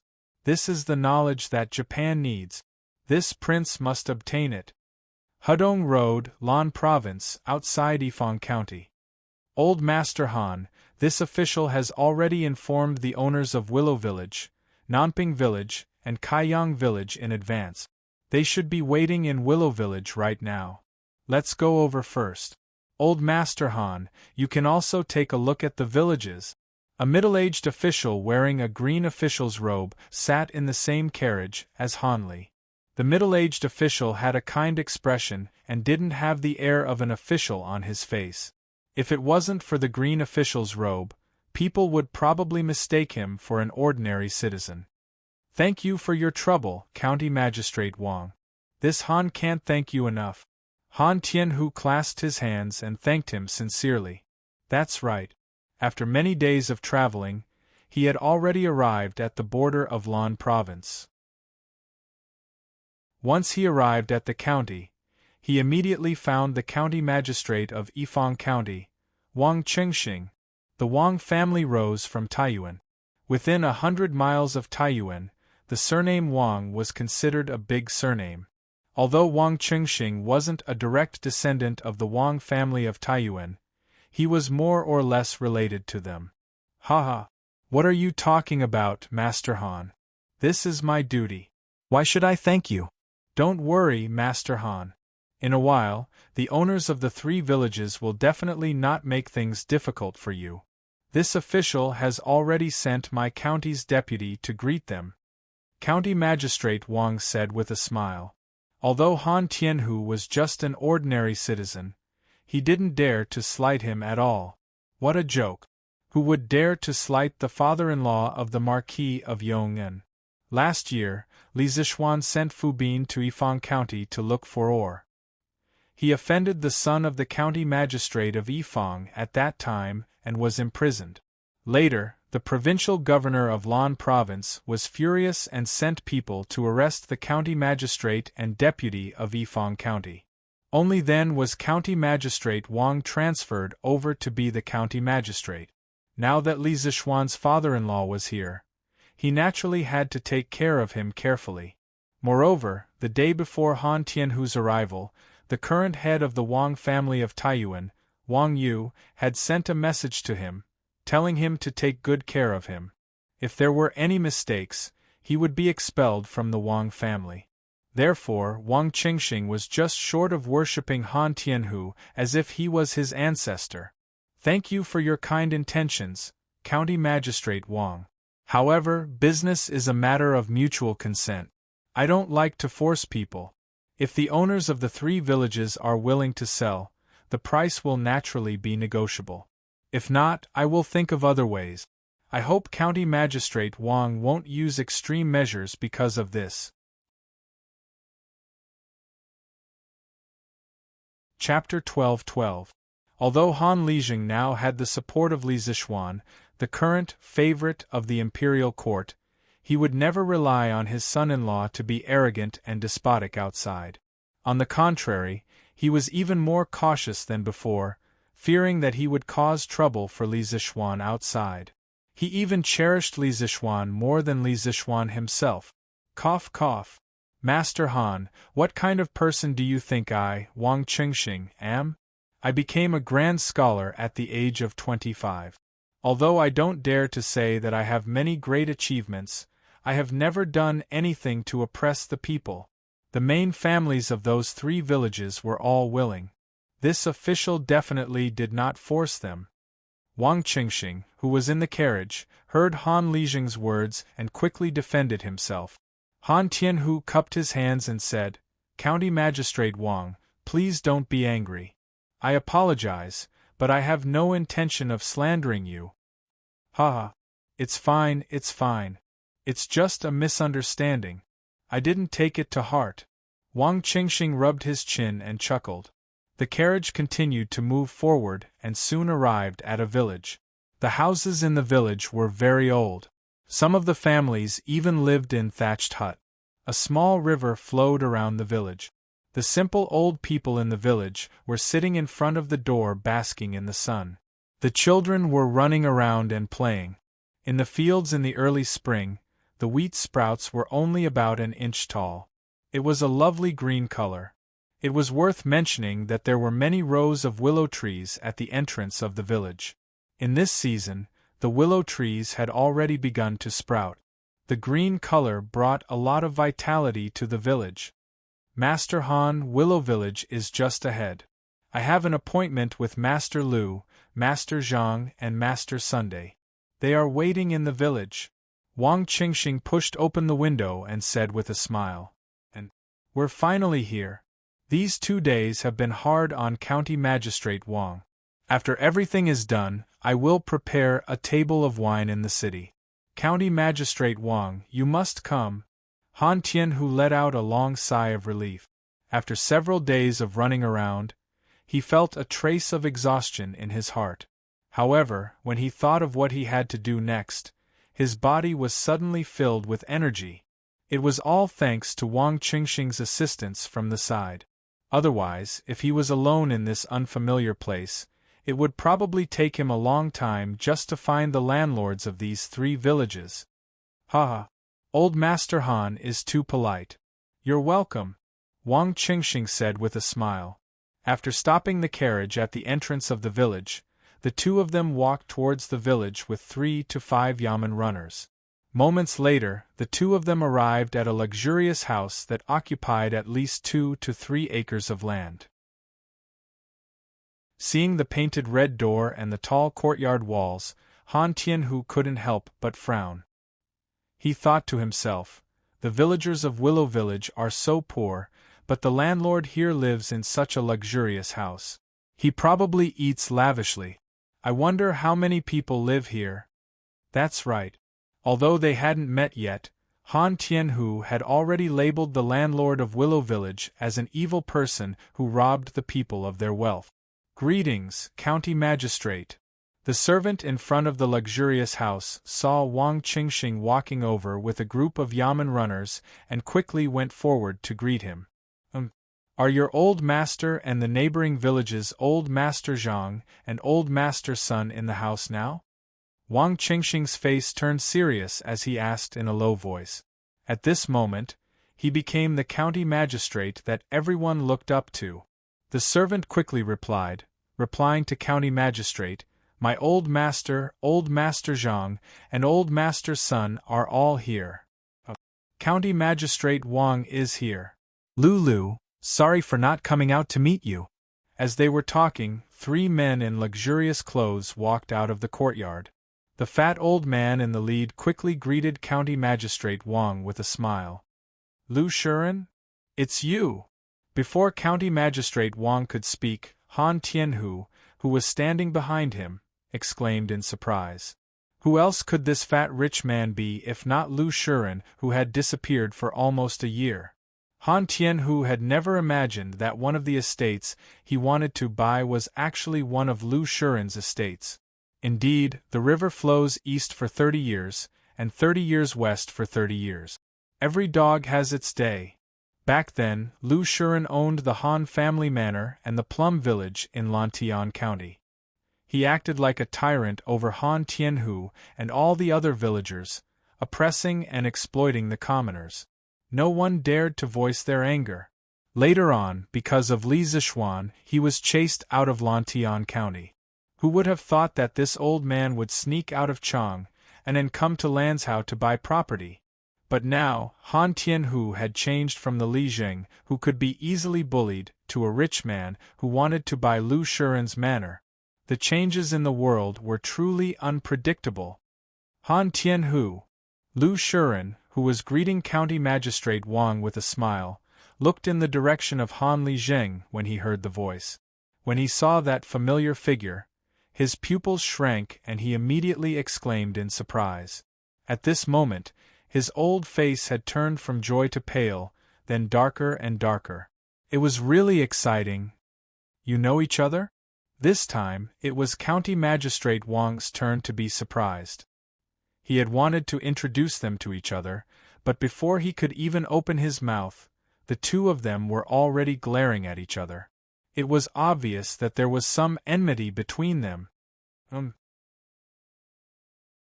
Tianhu nodded, then took a step forward and looked directly at Lu Shiren. He said coldly, Lu Shiren, I didn't expect that after you escaped from Lantian County, you still haven't changed your ways. You actually changed a place to abuse your power. You have to know that after doing so many evil things, even if others don't punish you, there will be a day when the heavens will punish you. Lu Shiren's face was gloomy and he did not say a word. If it was a year ago, he would not have been so cowardly in front of Han Tianhu, but now, he had no choice but to be cowardly. Although he was already far away from Chang and Lu Shiren had never stopped receiving news about Han Tianhu and Li Zixuan. Especially Li Zixuan, who was an influential figure in the imperial court. Those who knew about him were definitely not limited to Chang'an. It would not be an exaggeration to say that his name was known all over the world. For the past year, he and his crippled son had been living in fear. The father and son were afraid that Li Zixuan would send people to take revenge on them. Because with Li Zixuan's current status, if he wanted to kill them, it would be as easy as crushing 2 ants. Therefore, to prevent any accidents, Lu Shiren used all his savings to buy a manor in Yifang County. He rarely left the manor because he was afraid that Li Zixuan would send people to take revenge on him. Because of this, Lu Shiren did not dare to act rashly. He did not even dare to say a word because he knew that Han Tianhu had the ability to kill him today. Old Master Han, what is going on? County Magistrate Wang was confused for a while before he finally asked. Chapter 12-13. Old Master Han? Hearing County Magistrate Wang address Han Tianhu in such a respectful manner, Lu Shiren's heart sank even more. Obviously, County Magistrate Wang knew Han Tianhu's identity. Then, County Magistrate Wang would be even less likely to help him. Heaven really wanted to destroy him. County Magistrate Wang, this Lu Shiren was the landlord of the manor that I previously lived in. He and his son usually relied on their status to run rampant in the village, causing the local people to boil with anger. Later, the villagers couldn't bear it anymore and joined forces to drive them out of the manor. I didn't expect that they would escape here. Han Li cupped his hands and said to County Magistrate Wang, There's such a thing? County Magistrate Wang didn't suspect him. He squinted his eyes and turned to look at Lu Shiren. His expression instantly turned cold. Lu Shiren's legs went soft and he couldn't help but kneel on the ground. County Magistrate, I'm innocent, I'm innocent. I did do a lot of evil in the past, but ever since I came to Yifang County, I've been abiding by the law and doing good deeds. I beg County Magistrate for your judgment. The 2 men who had followed Lu Shiren out earlier saw that Lu Shiren had knelt down and begged for mercy before they could even say a few words. They couldn't help but shudder with fear as they looked at Han Tianhu, secretly praying that the other party wouldn't find trouble with them. Humph! Zhao Hu! County Magistrate Wang snorted and shouted. Yes! Quickly go to the village and ask the villagers if Lu Shiren bullied them or did anything illegal. Yes, sir. The Yamen runner hurriedly left to carry out the order. Lu Shiren, who was kneeling on the ground, turned even paler. He hurriedly raised his head and begged for mercy. Don't investigate, County Magistrate, I plead guilty. I plead guilty. I shouldn't have bullied the villagers and taken advantage of them. I beg County Magistrate to be lenient. Now that the enemy was at his doorstep, even if he did not take the initiative to confess, Wang Qingxing would still punish him for his crimes after he learned the truth from the people. Furthermore, his crimes would be even more severe. Rather than that, he might as well take the initiative to confess. At that time, he could still ask for leniency. Bastard! You actually dare to force yourself on a common woman? Guards, take Lu Shiren back to the county yamen immediately and bring him back to the manor. Rescue the woman he raped. Wang Qingxing was furious when he heard this. How could such a thing happen under his rule? It might even affect the annual official assessment of the Ministry of Personnel. Yes. 2 bailiffs stepped forward and easily captured Lu Shiren. The other 2 bailiffs rushed into the manor and soon came out with 2 slender, delicate, and pretty girls. Seeing this, Wang Qingxing was even more enraged. He cupped his hands to Han Tianhu and said, "Brother Han Tianhu, please forgive me for my insolence. Old Master Han, I still have some work to do in the county yamen, so I won't accompany you any longer. You can talk to the 2 of them slowly. When you're done, you can go to the county yamen to register." Han Tianhu nodded and said, "County Magistrate Wang, please go ahead. Official business is more important. I have nothing for you to worry about." Wang Qingxing nodded. He turned around and waved at the surrounding bailiff. The group of people left in a hurry. "Father! Father! Someone kidnapped your concubine." At this time, Lu Haojian's shout came from the yard. Was this child still living in a dream? Only now did he realize it. "Old Master Zhang, Old Master Sun, are you willing to sell the land in Nanping Village and Kaiyang Village?" After Wang Qingxing left, Han Tianhu had to bring the other 2 landlords to the willow tree at the entrance of Willow Village and began to discuss the matter of buying land. Old Master Zhang and Old Master Sun looked at each other and quickly nodded at the same time. Yes, yes. Although they did not know Han Tianhu's identity, based on County Magistrate Wang's attitude just now, Han Tianhu's identity was definitely not ordinary. Moreover, Lu Shiren was taken back to the county yamen for questioning after a few words. This made Old Master Zhang and Old Master Sun tremble with fear. They were afraid that they would be arrested as well. After all, which one of them had not done 1 or 2 bad things? They would not be able to withstand an investigation. Han Tianhu asked again, "Then how much do the 2 masters intend to ask for?" "Whatever you say." Old Master Sun and Old Master Zhang almost did not think and immediately replied. Han Tianhu was speechless for a while. At this time, he also saw that the 2 were frightened by the scene just now, so he could not help but say, "Don't worry, County Magistrate Wang is honest and upright. As long as you have not done anything against the law, he will not trouble you for no reason." When the 2 heard this, they could not help but smile bitterly in their hearts. "Aren't you talking nonsense? If we really have a clear conscience, why would we be so afraid of you?" Old Master Han is right. County Magistrate Wang is a good official. Old Master Zhang sighed with embarrassment and then said, "To be honest, Old Master Sun and my ancestral home is in Bingzhou. Recently we plan to move back, so we are anxious to sell the land here. So, if Old Master Han really wants it, the price is all negotiable." In order to slip away as soon as possible, this old man just opened his mouth and lied. "Yes, yes, yes. That's right, that's right. If Old Master Han really wants it, we can negotiate the price. Please name a price first." Old Master Sun's eyes lit up and quickly agreed.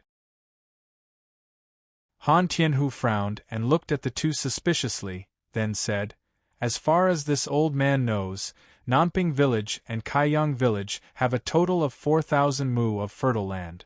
I wonder if Old Master Zhang and Old Master Sun are willing to buy all the land at once for 20 strings of coins per mu of land?" This price was not high for Tang Chu during this period of time, but it was also not low. It could be considered a relatively fair price. "Yes, yes. Tomorrow, this old man will take the land deed and follow old Master Han to the county office to register and hand over. As soon as his voice fell, the two rich old men immediately agreed. Hey, little Ko, so much money and you just put it in the dormitory? Yanwang College. Ching Chumo, Sun Zifan, Yuchi Baolin, Zhang Sun Chong, and the others had just helped Li Tai move the copper coins and had to help Li Ku. Ching Chumo was a little confused. What did these two brothers mean? Did they like to pile up copper coins in the dormitory to show off their wealth? Were they kidding? Li Ku was carrying a big box alone and replied, "If not in the dormitory, where should I put it? Back to the palace? Then when the academy needs money in the future, I will go back to Chang'an to get money." How troublesome! The academy's food expenses were not cheap for the students who lived in luxury. Although Li Ku had just put 400 strings of coins in the dormitory, it was estimated that it was only enough for 2 to 3 months. Therefore, he chose to put the scholarship of 400 strings of coins directly in the dormitory. Chapter 12-14. Sigh, little Ku. Copper coins are so troublesome to use. Lunch costs at least 1 or 2 strings of coins, and every time we eat, we have to bring a few strings of coins. If only the college cafeteria could use gold beans, it would save us a lot of trouble. Ching Chumo could not help but say as he hugged a box of coins. The Ching family had made a lot of money from their partnership with Li Zishuan in the winery. Ching Chumo now had more pocket money than before, so he could be considered a rich man. Otherwise, he would not have said something like that. Li Ku was stunned for a moment before he laughed. Chon Yo, if you bring gold beans to the cafeteria, even if you dare to give them, they won't dare to accept them. It would take them half a day to refund your money. Little Ku, what you said makes sense. Ching Chumo thought about it and laughed embarrassedly. Li Ku's expression did not change, but he was deep in thought. Last year, when he was an intern at the Warm Tang Foundation, he had mentioned to Li Zishuan that it was inconvenient to carry copper coins around. At that time, Li Zishuan encouraged him and told him that as a student of Yanwang College, he had to solve the problem whenever he encountered a problem. If he could solve the problem of copper coins, he would start a new era and leave his name in history. Since then, he had been thinking about this problem. Today, Ching Chumo's random words gave him a hint of inspiration. Perhaps it could be like this. For the next few days, Li Ku seemed to be possessed. Other than going to class every day, he would write and draw in a small notebook. Even during the weekends, the students would often see him in the classroom. No one was surprised by this because they all thought that Li Ku was studying hard. After all, it was the first time Li Ku had entered the top 3 in the final exam. He had surpassed Li Tai. If he wanted to maintain this result, he would have to work even harder. However, the reality was completely different from what everyone thought. On this day, Li Ku came to Li Zishuan's office. "Yamacho, I have something to talk to you about." Li Ku knocked on the door and said to Li Zishuan, "Sit down and talk." Li Zishuan glanced at Li Ku, especially at the booklet the child was holding. He then pointed at the sofa opposite him and smiled. "Thank you, Yamacho." Li Zishuan thanked him and sat down on the sofa opposite him. Speaking of which, in the entire Tang Dynasty, only Li Zishuan could enjoy such a soft sofa.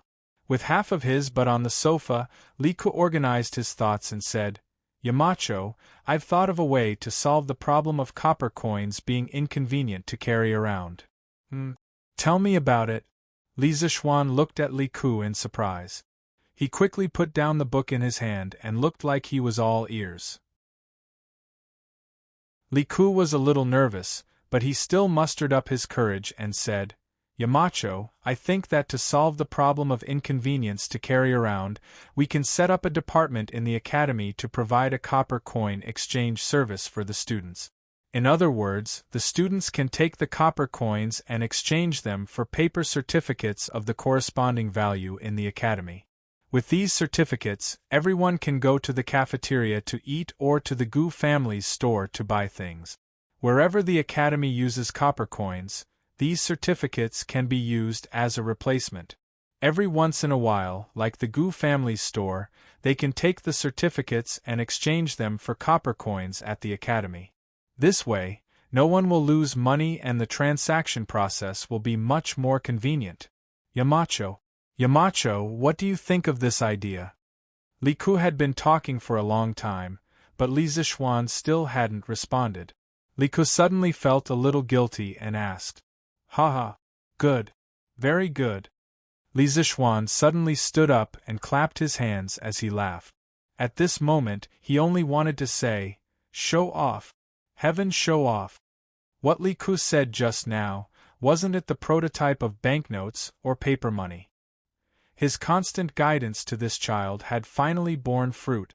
Little Ku, I am very gratified that you can think of this, but there are some problems that you need to consider first.